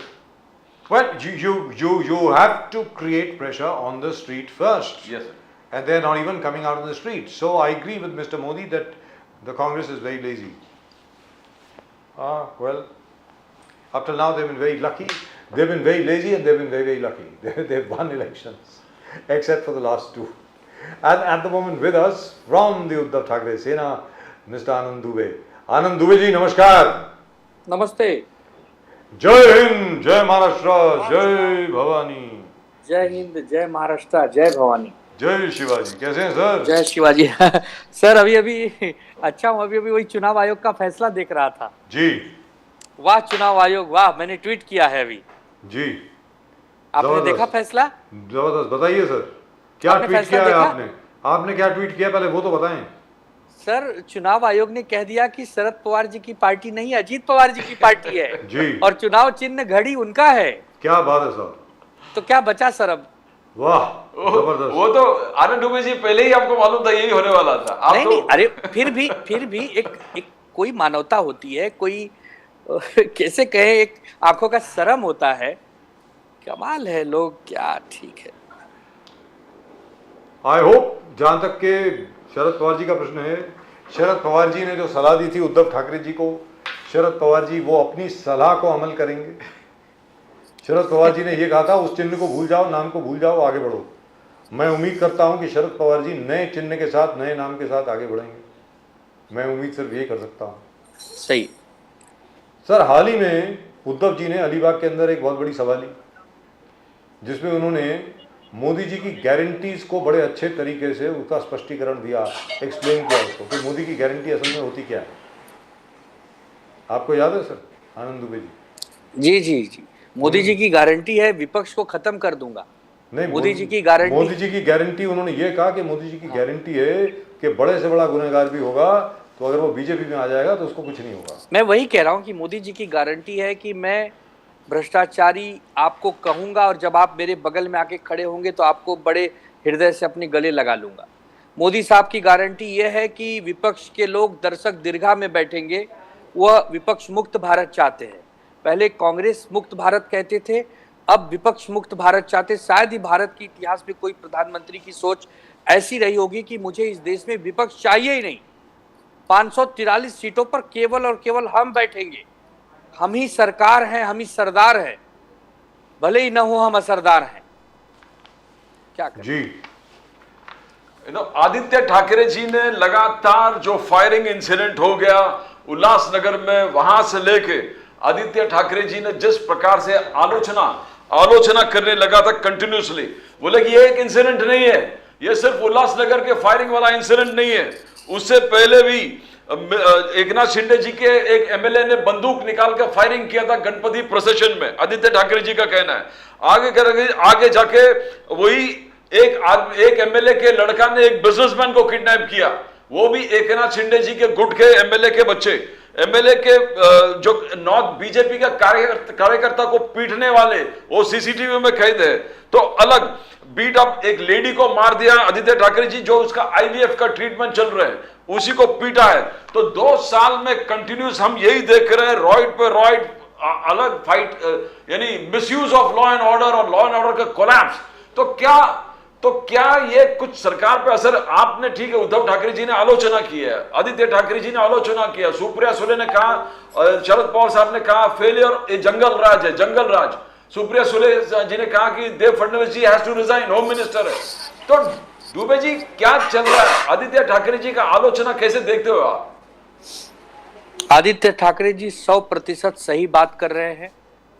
जिस प्रकार पिछले 1.5 वर्षों में महाराष्ट्र में गुंडों की बढ़ोतरी हुई है, उनका पालन पोषण हुआ है, सबने देखा है। शिवसेना में जो एकनाथ शिंदे की कथित शिवसेना है, उसमें एक नगर सेवक कह रहा है कि मुझे गोली बीजेपी का व्यक्ति मार रहा है, जो विधायक है। जो गोली मार रहा है वो कह रहा है कि एकनाथ शिंदे इस गुंडे को बढ़ावा दे रहा है, क्योंकि एकनाथ शिंदे लूट मचा रखे हैं इस समय थाना डिस्ट्रिक्ट में। कोई पेरोल पर छूटा है, वो मंत्रालय में अपना रील बना रहा है। कोई मोस्ट वांटेड क्रिमिनल्स है, लेकिन वो नेताओं को बुके देते हुए मिलता है। हम नहीं समझ रहे हैं कि ये सब हो क्या रहा है। क्या ये जंगल राज नहीं है? कैसा होता है जंगल राज? जहां पर संविधान और कानून का कोई डर न हो, जहां पर कोई मर्यादा न बची हो, यही तो जंगल राज है ना। और यह सरकार अपने आप को ट्रिपल इंजन की सरकार कहती है, लेकिन जहां नगर सेवक और विधायक पुलिस स्टेशन में गोलीबारी करते हो, गोली मारने वाला भी सरकार में है, गोली खाने वाला भी सरकार में है, दिन दहाड़े ये घटना कैद हो रही है। सीनियर पीआई के कैबिन में। हाँ, और सीनियर पीआई उस केबिन में नहीं है। ये बहुत बड़े जांच का विषय है। क्या कहीं पुलिस ही तो नहीं मिलकर ये सब करवा रही है? क्या कोई आदेश तो नहीं दिया है कि आप हमारे पुलिस स्टेशन में बड़े आसानी से एक दूसरे को मार डालो, क्योंकि यहाँ पर सुरक्षा आपको मिल जाएगी? ये बड़ा राजीव सर चिंता का विषय है। नहीं, ऐसा कभी हुआ नहीं, क्योंकि मुझे तो याद नहीं आता। आपको याद आता क्या? प्रदीप जी और मैं अपना दिमाग लगा रहे हैं, हम लोग अपना दिमाग लगा रहे हैं काफी देर से, कि किसी सिटिंग एमएलए ने किसी लीडर, किसी और पार्टी के लीडर पर, जो दोनों पार्टियां सरकार में हैं, अलायंस में हैं, उसके ऊपर गोली चलाई हो। आज तक कभी मुझे याद नहीं आता। आपको याद आता है आनंद के साथ? बिल्कुल नहीं साहब, बिल्कुल नहीं। हाँ, तो बिहार में नहीं होता यार। वही दूर दराज के जो थोड़े राज्य पिछड़ गए हैं मुख्य धारा से, यदि वहां कोई ऐसी घटना हो तो समझ सकते हैं कि no sir, no, I don't remember this. Not in Bihar, not in. मैं वही कह रहा हूँ। अभी तो यूपी इतना सुधर गए हैं कि यूपी का हम लोग नाम भी नहीं ले सकते। नहीं, यूपी तो अभी बहुत आगे निकल रहा है सर। यूपी बहुत आगे निकल रहा है, और यूपी में रोजगार जब आ जाएंगे तो वहाँ का पलायन भी रुक जाएगा।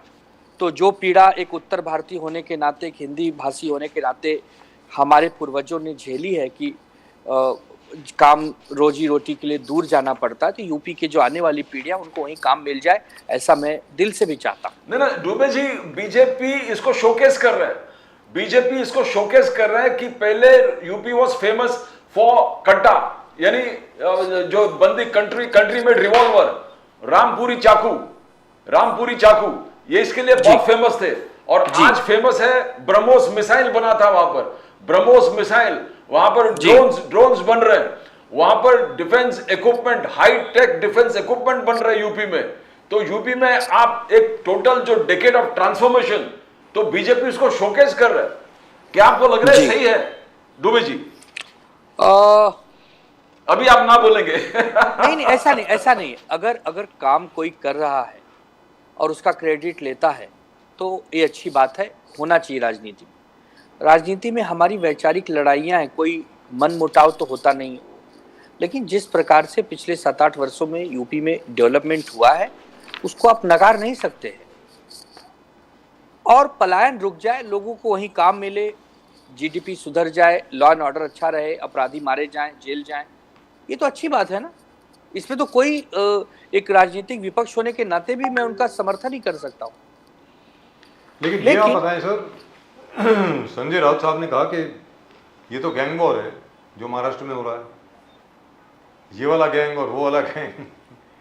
क्या ये आप मानते हैं गैंग वॉर है? 100% ये क्या है, गैंग वार जैसा ही तो है। गैंग वार में तो कम से कम पुलिस स्टेशन में गोलीबारी नहीं होती, पुलिस स्टेशन के बाहर होती है, गलियों में होती है, छुपे छाप होती है। यहाँ तो दिन दहाड़े जिस प्रकार की गोलीबारी हो रही है, बड़ा दुर्भाग्यपूर्ण है। And that too under CCTV. हाँ, और ये पता नहीं ये राज्य को किस दिशा में ले जाएगा। जब ये घटना घटी थी तो हमारी पार्टी ने और भी पार्टियों ने इस बात का विरोध किया कि सरकार में बैठे हैं उप मुख्यमंत्री भारतीय जनता पार्टी की, जिनके पास पुलिस विभाग है, सरकार में बैठे हैं मुख्यमंत्री जिनका करीबी वो नगर सेवक है। यदि मुख्यमंत्री अपने नगर सेवकों को नहीं बचा सकते हैं, सर नगर सेवक नहीं, एमएलए है। I think he is an MLA, right? नहीं, एमएलए नहीं, नगर सेवक। नगर सेवक। गणपत गायकवाड़ जी नगर सेवक है नहीं क्या? नहीं, वो एमएलए है, वो एमएलए बीजेपी का है। अच्छा, दूसरा वाला जो है नगर सेवक है जी। वो नगर से, और वो एकनाथ महेश शिंदे का गणपत। करीबी है, महेश वो गणपत। एकनाथ शिंदे का करीबी है। जी, अगर महेश मुख्यमंत्री के गणपत। करीबियों को जी। भारतीय जनता पार्टी के करीबी गोली मार रहे हैं, तो इसमें भाई विपक्ष की तो कोई गलती नहीं है ना। गोली खाने वाला, गोली मारने वाला दोनों हमारे दल से नहीं है, और दोनों और न तो सरकार में। सरकार, हाँ, और न तो सरकार हमारे दल की है, तो और ये दोनों सारी सरकार चीजें- में। अच्छा, तो दोनों आनंद दुबे सरकार जी में। ये बताइए, जी। ये बताइए कि इनमें गोली चलाने वाला या गोली खाने वाला, जी। दोनों में से कोई भी अगर विपक्ष का होता तो आज बीजेपी क्या कह रही होती, और बीजेपी के सारे चैनल जो हैं वो क्या कह रहे होते अभी? साहब, जो बीजेपी के जो सारे चैनल हैं और जो विपक्ष के लोग हैं, ये हमारा जीना मुश्किल कर देते, हमें ही पकड़ ले जाते, जी। सरकार को ही गिरा देते, राज्यपाल को आगे भेज देते।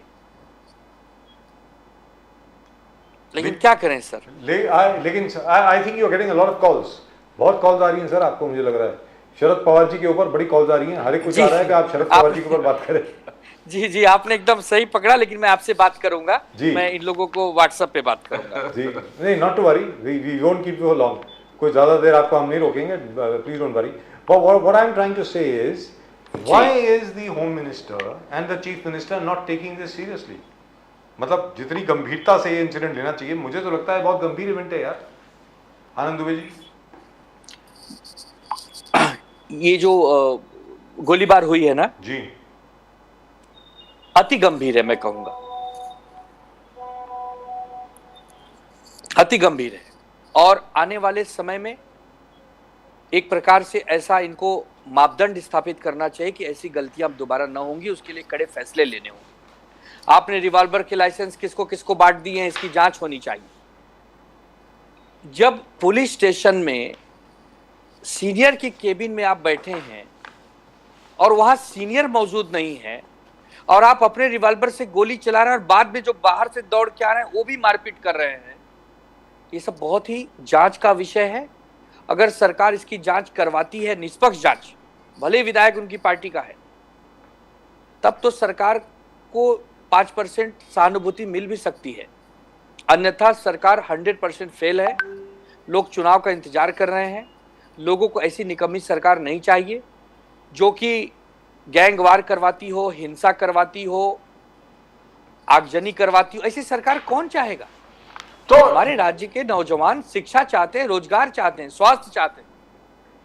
तो दुबे जी, जो राहुल गांधी जी बार बार कह रहे हैं कि लोकतंत्र खतरे में, शरद पवार जी के डिसीजन, पार्टी के डिसीजन जो आया है उनके खिलाफ, यानी जो एक दिग्गज नेता जो महाराष्ट्र के हैं, जिसने खुद एनसीपी को फ्लोट किया, आनंद दुबे जी, लोकतंत्र खतरे में है, जो judiciary is being intimidated, right wing activism बढ़ गया है, ऑपोजिशन लीडर्स बीइंग टारगेटेड, और जो इंडिपेंडेंट संस्थाओं को बीजेपी ने अपने काबू में रखा है, मोदी जी ने अपने काबू में रखा है। तो राहुल गांधी जी, उद्धव ठाकरे जी जो बार बार कह रहे थे लोकतंत्र खतरे में है, तो क्या ये सच होके आ रहा है एक के बाद एक? आप सफर हो गए, आपके बाद शरद पवार सफर हो गए, कैसे देखते हो आनंद दुबे जी, लोकतंत्र खतरे में?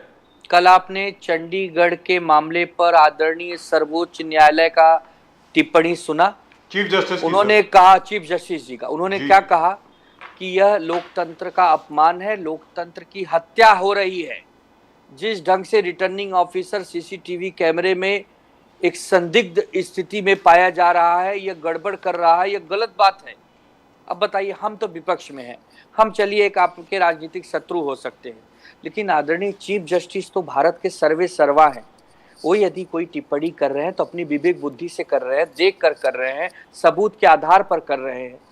फिर भी सरकार की आंख नहीं खुल रही है तो क्या कहें? अब केवल और केवल जनता जनार्दन के हाथ में फैसला है, क्योंकि सर्वोच्च न्यायालय से भी ऊपर यदि कोई बैठा है तो है जनता की अदालत। जनता की अदालत में जब मामला आएगा, अब आने ही वाला है 2-3 महीने में, तब फैसला हो जाएगा। तो अब तो लोगों की आंखें खुलेंगी कि नहीं सर? जो इंडिया अलायंस के जो लोग हैं उनकी आंखें अब खुलेंगी या नहीं खुलेंगी कि शरद पवार साहब करता धरता सबसे दिग्गज नेता पूरे भारत के, सिर्फ यहीं के नहीं, सिर्फ महाराष्ट्र के नहीं, उनकी खुद की बनाई हुई पार्टी वो उनके हाथ से छीन ली गई, सिंबल छीन लिया गया, चिन्ह भी छीन लिया गया। अब तो क्या इंडिया अलायंस के लोग इकट्ठे आएंगे या अब भी एक दूसरे के साथ लड़ते रहेंगे? इंडिया गठबंधन के लोग इकट्ठे हैं, कुछ मतभेद जरूर हैं सीटों को लेकर, लेकिन एक खुशी की बात है कि वंचित बहुजन अघाड़ी अगर महाराष्ट्र में हमसे जुड़ जा रही है, जिसकी की संभावना है, बातचीत चल रही है, तो आप देखेंगे कि हमारी बहुत सारी सीटें आएंगी। उसका कारण है 2019 में शिवसेना का 23% वोट, कांग्रेस का 16% वोट, राष्ट्रवादी कांग्रेस का 15% वोट और वंचित का 7%। अगर चारों को आप मिलाएंगे तो 61% के से ज़्यादा ये वोट बैंक हो रहा है। तो हम 45 से 43 सीटें जीत जाएंगे अगर इस आधार पर हम बात करें। तो जरूर मजबूत हो रही है, लेकिन कुछ राज्यों में जैसे ममता बनर्जी जी, अखिलेश यादव जी, अरविंद केजरीवाल जी, ऐसे जो कुछ राज्य हैं वहां पर अभी बातचीत चल ही रही है और उम्मीद है कि 2-4 दिनों में ये मामला भी सुलझ जाएगा और 20 तारीख आते आते एक महागठबंधन की तस्वीर करीब करीब सामने आ जाएगी। सीटों को लेकर कोई विवाद नहीं बचेगा। डुबे जी, सुधांशु त्रिवेदी जो बीजेपी के स्पोक्सपर्सन और लीडर है, उन्होंने कहा कि ये भारत जोड़ो न्याय यात्रा का समय मुहूर्त ठीक नहीं था। क्या आपको लग रहा है मुहूर्त ठीक नहीं था कि जहां जहां से राहुल गांधी गुजरते हैं वहां के अलायंस टूट जाता है, चाहे ममता बनर्जी हो, आगे जाके नीतीश कुमार हो, आगे, तो ये क्या मुहूर्त का प्रॉब्लम था? आप इसको कैसे देखते हो डुबे जी? देखिए, मैं अगर सच्ची बात करूं, चूंकि राजनीति में आजकल लोग सच्ची बात कम करते हैं, लेकिन मैं कोशिश करता हूं। अब जिन जिन राज्यों में पहले से ही गैर कांग्रेसी सरकारें हैं, गैर भाजपाई सरकारें हैं, उनमें से ज्यादातर कांग्रेस से ही लड़ाई कर कर जीतती हैं। बिल्कुल। तो अगर उन राज्यों में कांग्रेस जाएगी तो उनके ऊपर डायरेक्ट प्रभाव पड़ता है। इसके लिए वो थोड़ा सा समय लेते हैं। समय लेना कोई गलत बात नहीं है, राजनीति में समय लीजिए, एक अच्छी व्यवस्था के अंतर्गत दोनों का तालमेल बैठाइए और भारतीय जनता पार्टी को हराना आपका भी मकसद है, कांग्रेस का भी मकसद है। जब शत्रु एक है, मकसद एक है, तो समय लीजिए, लेकिन दुरुस्त लीजिए। तो हम समझते हैं कि यही एक अड़चन या यही एक उलझन उन पार्टियों की होती है जहां जहां कांग्रेस की यात्रा, राहुल गांधी जी की यात्रा जाती है। लेकिन अखिलेश जी ने ये कहा कि ये बड़े बड़े इवेंट करते हैं, जैसे अभी न्याय यात्रा चल रही है, लेकिन हमें इनवाइट नहीं करते।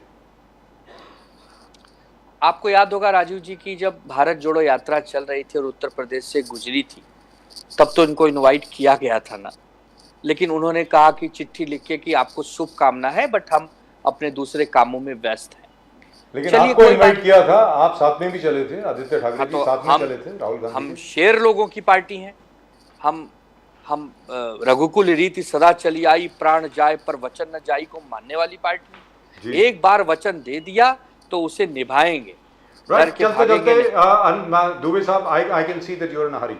I think you are under pressure from a lot of channels, so I will not keep you for too long. You are a very dear friend of ours. We don't want to put you in an embarrassing situation. But no, please carry on, sir. Not to worry. No, sir.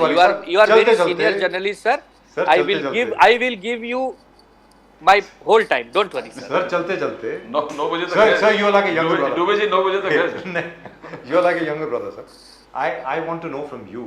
आप अपना राजनीतिक विश्लेषण दें कि शरद पवार साहब और उनकी party के साथ जो आज हुआ है, जिसके ऊपर आपने इतना खूबसूरत ट्वीट भी किया है अभी, उसका क्या प्रभाव पड़ेगा भारत की राजनीति पे और महाराष्ट्र की राजनीति पे, वो जरा बताएं सर प्लीज।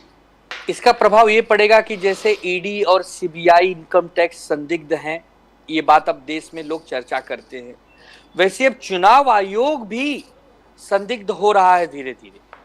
दोनों फैसले किसी को पचे नहीं। चंडीगढ़ का मामला अभी हाल ही का है, 2 दिन पहले का, वो भी किसी को पचा नहीं। तो एक शरद पवार जी के प्रति और सहानुभूति लोगों की बढ़ेगी। शरद पवार साहब महाराष्ट्र के राजनीति के धुरंधर बहुत बड़े खिलाड़ी हैं। शरद पवार साहब ने 1999 में राष्ट्रवादी कांग्रेस पार्टी बनाई। उस पार्टी में छगन भुजबल, प्रफुल्ल पटेल, अजीत पवार और धनंजय मुंडे जैसे नेताओं को उन्होंने लाया, उन्होंने पद दिया, मंत्री बनाया। आज वो सब इकट्ठे होकर उनके खिलाफ चले गए और ये चुनाव आयोग मान ले रहा है, तो चुनाव आयोग की विश्वसनीयता भी खतरे में आ गई है। और चुनाव आयोग की विश्वसनीयता खतरे में आने का मतलब सीधा प्रभाव लोकतंत्र पर पड़ेगा, संविधान पर पड़ेगा। लोकतंत्र कमजोर होगा तो संविधान कमजोर होगा, संविधान कमजोर होगा तब भारत का नागरिक कमजोर हो जाएगा, और भारत का नागरिक कमजोर हो जाएगा तब देश महान कैसे बनेगा, कैसे सबका साथ सबका विकास होगा। तो आज की घटना बड़ी निंदनीय भी है, दुर्भाग्यपूर्ण भी है, लेकिन सुप्रीम कोर्ट का दरवाजा अभी भी खुला है। अंतिम सांस तक लड़ाई लड़ेंगे हम लोग। लेकिन आपको प्रोत्साहित जरूर करेगा ना ये। मुझे तो ऐसा लगता है कि इंडिया अलायंस जो बिखर रही थी, जो टूट रही थी, मुझे लगता है कि इस फैसले के बाद आप लोग शायद एकजुट हो जाएंगे, मुझको ऐसा लग रहा है। नहीं, हम पहले भी एकजुट है। शरद पवार साहब, शिवसेना और कांग्रेस तो महाराष्ट्र में एकजुट है। वंचित के आने के बाद 4 हो जाएंगे। पूरे देश में भी शरद पवार साहब के अनुभव का जरूर उपयोग और लाभ होगा, क्यों नहीं होगा। डुबे जी, मगर आपका इंडिया अलायंस, जो मोदी साहब इंडिया अलायंस बोल रहे हैं, मोदी साहब का कहना है ये इंडिया अलायंस भ्रष्टाचार से ग्रसित है, परिवारवाद से ग्रसित है, तुष्टीकरण से ग्रसित है, घोटाले से ग्रसित है और राष्ट्र विरोधी आइडियल से ग्रसित है। तो आप कैसे मोदी जी को चैलेंज करेंगे? बिकॉज ये सब जो 5 चीज है उसमें बीजेपी बहुत आगे, मोदी जी का कहना है कि बहुत लोगों के दिल में जगह बना चुका है जो आप लोग नहीं बना सकते। ये 5 फैक्टर में आपका रेशो बहुत कम है। डुबे जी, हम जनता के दिल में जगह, अभी आपने देखा कि कर्नाटका में चुनाव हुए, हिमाचल में चुनाव हुए, तेलंगाना में चुनाव हुए, तीनों जगह कांग्रेस पार्टी को सीटें मिल गई। ठीक है, बहुत ज्यादा खुशी तो नहीं मिली, लेकिन बहुत ज्यादा गम भी नहीं मिला। तो जनता के दिलों में हम जरूर कहीं न कहीं हैं, भले उसकी संख्या कम होगी। 2019 में 23 करोड़ लोगों ने भारतीय जनता पार्टी को वोट दिया, तो करीब करीब 11-12 करोड़ लोगों ने कांग्रेस को दिया, और बहुत सारे लोगों ने न कांग्रेस को दिया और न बीजेपी को दिया, अन्य दलों को दिया। तो ऐसी बात नहीं है। हाँ, कहीं न कहीं इन 5 वर्षों में जिस प्रकार विपक्ष को इकट्ठे रहना चाहिए था, उसमें कहीं न कहीं कमजोरी तो थी।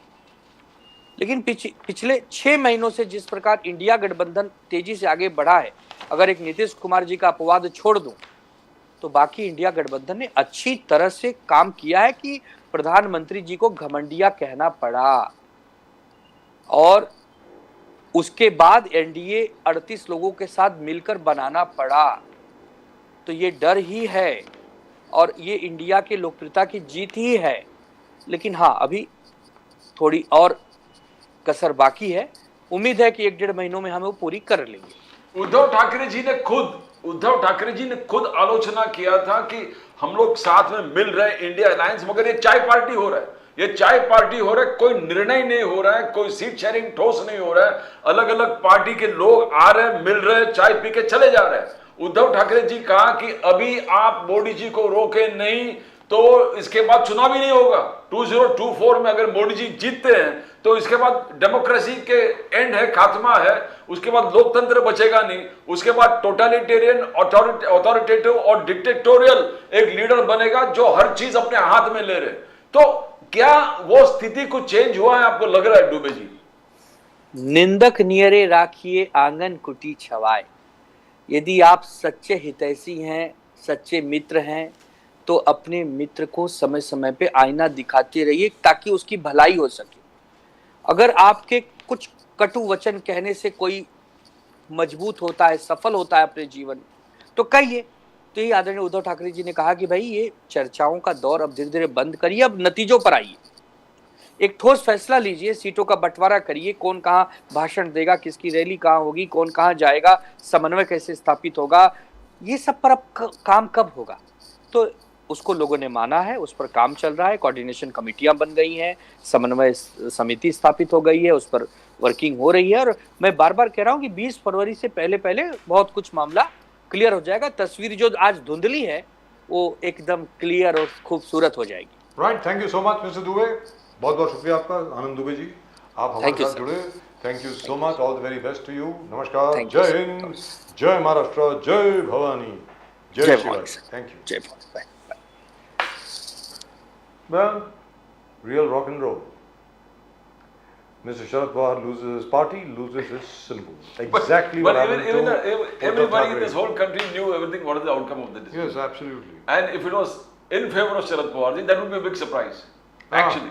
Absolutely, I agree with you. So, for everybody to tell that it's a shocking decision itself is shocking because nobody believed that it would be the Sharad Pawar way. Yes. But then the greater impact is we talk about the constitution, the 4 pillars of our constitution, we talk about democracy, we talk about India being the guiding light where democracy is concerned, where equality, liberty is concerned. And then we find, though Rahul Gandhi is keeping on telling continuously from the past few years, Loktantra khatre mein hai, democracy is in danger, judiciary is being intimidated, all the independent institutions are being hijacked by Prime Minister Modi. Now, dhire, the Supreme Court itself said, as you said, the Chandigarh mayoral polls that I will not let this happen. That's right. I will not let this happen where democracy is But concerned. Pradeep ji, that is not the final order of the Supreme Court. I heard the entire exchange. It is absolutely true that the Chief Justice of India was very angry at it. Quite true. And he's also put a stay on the entire proceedings. But you should have also heard the Solicitor General, Mr. Tushar Mehta. He said, Your Lordship may please look at the entire footage. So we don't know what the final order would be. Please remember, in the case of Manish Sisodia, the court, the same Supreme Court, not the Chief Justice's court of course, had repeatedly asked the Enforcement Directorate, where is the proof, where is the evidence, and still refused to give bail to Manish Sisodia. Now, I think same thing with Sanjay Raut. I think the court was going and asking in every hearing yes, that you're asking for extended custody, but what is the proof? What is the proof? What is the proof? And ultimately, after 103 days in custody, the court found out that your evidence is not at all there. yeah, but Manish has been in jail for over a year. Yes, it's been over for a year. So now Yeah. whom do we blame? Do we blame the system? Do we blame the lack of steady independence, intellectual integrity, judicial integrity among the judiciary officers? Are we going to blame the executive that your officers But I still can't figure out- carrying out a political vendetta? But Pradeep ji, I still can't figure out one thing. Mr. Ajit Dada Pawar does not like his leader anymore, Sharad Pawar. So he separates from the party, splits from the party and goes away and forms another group. Why does he want to continue with the same party name and the party symbol? I don't understand this. I mean, you make your own party. That's exactly what everybody close to Sharad Pawar has been saying. Make your own party. And the election symbol and the election commission's decision on both Mr. Uddhav Thackeray, that is the Shiv Sena, and the NCP is, I think, somewhat strange. But perhaps I am not legally qualified to understand. God knows. I But don't know. both of them are landmark judgments. They Or are- the election commission. Yes, landmark judgments of the election commission, which will be followed by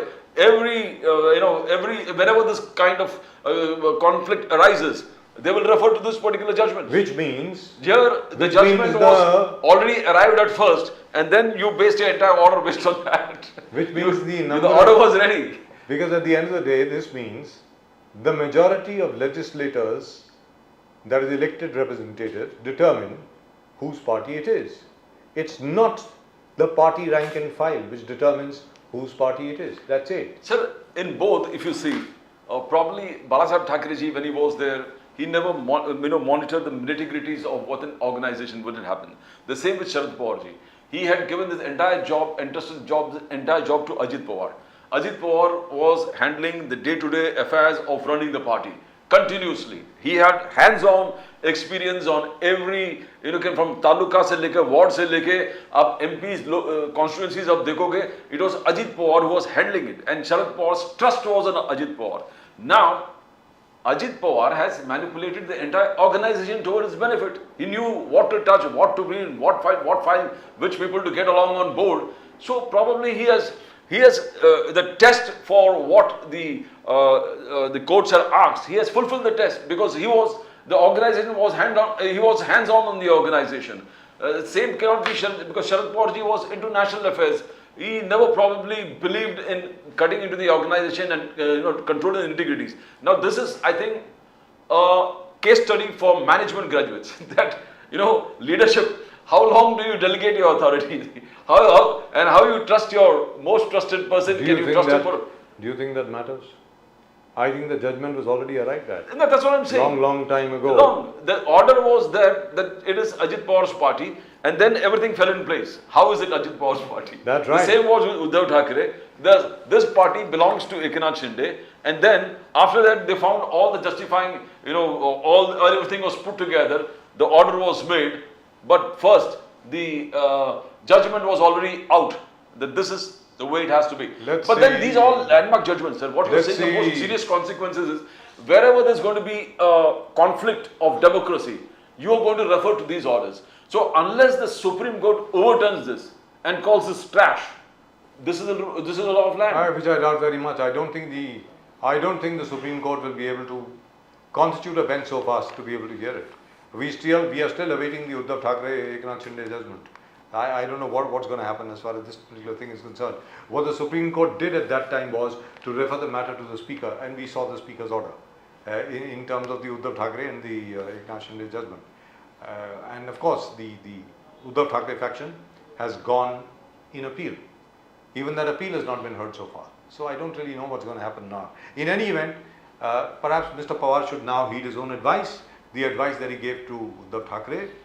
Then I want to just move on. Sharad Pawar's advice on leadership, on how a person at the head of the party should know what are the rumblings within the party. Yes. He should know when there is trouble coming within the organization. And his advice that Uddhav was absolutely lackluster, were attending to the problems of Mantralaya was concerned, attending Mantralaya itself was concerned. And now suddenly, I don't know what, I would like to see his experience about himself. The book refers, because he has criticized Uddhav Thackeray in his book, the way he has handled the party, and his leadership qualities and credentials was questioned. The very fact that his intelligence system was not there, that such a big faction was breaking away, he never knew it. And what happened to him? I mean, the same things that happened to him, and he was not aware himself. So according to the Election Commission, it's not a faction which has broken away. It is the party which has broken away, and a small faction of the party is with Sharad Pawar. That's it. The real party is with Mr. Ajit Dada Pawar. That's what the Election Commission says. I think Sharad Pawarji faltered in the first because he was the person who said there is no split in the party. Yes. The party is intact. So if It is intact. It is intact. There's no split in the party, and the whole organization is with Ajit Pawar, then automatically he is fallen for his own decisions. So now we'll see what Sharad Pawar is really made of, because he has never had to experience anything like this. Usually he has caused a split, and he has been head of a new party. This time his own party has been split, by his nephew, and now he is the one at the receiving end. So we'll have to see now what he is made of. Sharad Pawar जी में कितनी ताकत है, कितना दम है, कितने वो बहादुर हैं, और कितनी राजनीतिक अक्ल उनमें है, वो अब सामने आएगा. Let's see what happens now in the next couple of months. In the next couple of weeks. He doesn't have months, he has weeks. And nobody has weeks. I mean, nobody has months, nobody has weeks also. Yes. Well, that's just about it for tonight's show, with the news that Mr. Sharad Pawar has lost his party. The NCP has been given to Ajit Dada Pawar. Rashtravadi Congress party अब अजीत दादा पवार साहब की है, और जो घड़ी का चिन्ह भी है, चुनाव चिन्ह, वो भी अजीत दादा पवार का है. ऐसा चुनाव आयोग ने आज अपना फैसला लिया है. Let's take a look at some of the comments which have come in. I've been deferring comments for some time. Let's take a look at some of the comments. आप अपने comments जरा भेजते रहें. Let's take a look at some of the comments which are coming. Mr. Deepak Kedar again. Oh God, he really does. He has got a lot of response. इस बार 400 plus par BJP. Somebody who calls himself Joe Biden. Joe_Biden. Can we move on, please? Thank you. Again, Deepak Kedar. Are all the rest of them also Deepak Kedar? He will continue to stay as PM, no need to return. These, whatever, who open their filthy mouths will be kicked out. Bastar is a district, I don't know. Srinivas Radhagopalan, 9544. Well, I agree with you that Mr. Modi is returning with 350 plus seats. Mr. Mahmood Deshmukh, of the Aam Aadmi Party. कांग्रेसवर टीका करू नका, याचा असर India गठबंधनवर होतो please. This is Sundar Padmuk advising. our friend. Sundar Padmuk advising Mr. Mehmood Deshmukh. Yes. Nitish Kumar, let's take a look. That's the day when we had both Mr. Saji and Mr. Sanjay Thakur with us. Chan, what does that mean? Beautiful, fantastic. Beautiful, wow. Ishwar Jagtap 378. I think they were very impressed with your singing, Pradeep ji. Again, Mr. Mehmood Deshmukh, can we take a look, please? Good. Mohammad Bilal Sheikh 5387.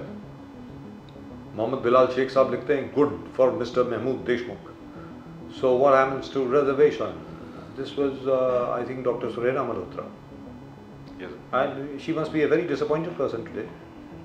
Ameen, praise the Lord Jesus. Jai Shri Ram. Mario D'Souza. Mario D'Souza. 9471. Wow. Can we move on, please? Again, Dr. Surena Malhotra of the NCP, Sharad Pawar. Mario D'Souza just promoting Ram instead of doing development. Right. Again, Deepak Kedar. Didn't we receive any comments from anybody else? Tetra 193, there need not be any invitation for the Diwar, the opposition gamut, just to be ignored. All right. In effect, what the person is saying is that there is no need to be invited to. If we have only Mr. Deepak Kedar, can we take some other comments, please, and we'll take them tomorrow. Jokers, I think he's talking about us. That's it. Thank you very much. So that was the Deepak Kedar show. All the comments were on Mr. Deepak Kedar. Just one on two on Mr. Mehmood Deshmukh and two for Dr. Surena Malhotra. But essentially Deepak Kedar of the All India Panther Sena is the star of the show. I mean, he's the budding party and people love the way Jadeja. So there's even now a vacuum among the Dalit and backward community for a strong leadership. Yes. They want some strong leader to really push them and take them up the hierarchy, which they believe they have not got. So you have this Maratha agitation, these reservations, then you go to OBC agitation. They need somebody like Manoj Jange Patil, somebody to lead them. Bilkul, they're feeling let down, they're feeling suppressed, oppressed. मैं उम्मीद करता हूँ 77, yeah, after years of independence, people are still, lurking or waiting for somebody to come out, take them out and liberate them where the economy is concerned. Absolutely, and social justice, most importantly. Yes. Most importantly. Well, that's just about it. As far as tonight's show is concerned, it is real rock and roll time for politics in India from both Pradeep ji and me and the entire team at Nation Now. आप सब लोगों को नमस्कार. जय हिंद, जय महाराष्ट्र, जय भवानी, जय Shivaji. Vande Mataram. Vande Mataram. जय Siya Ram. Jai Siya Ram. हर हर महादेव. Har Har Mahadev.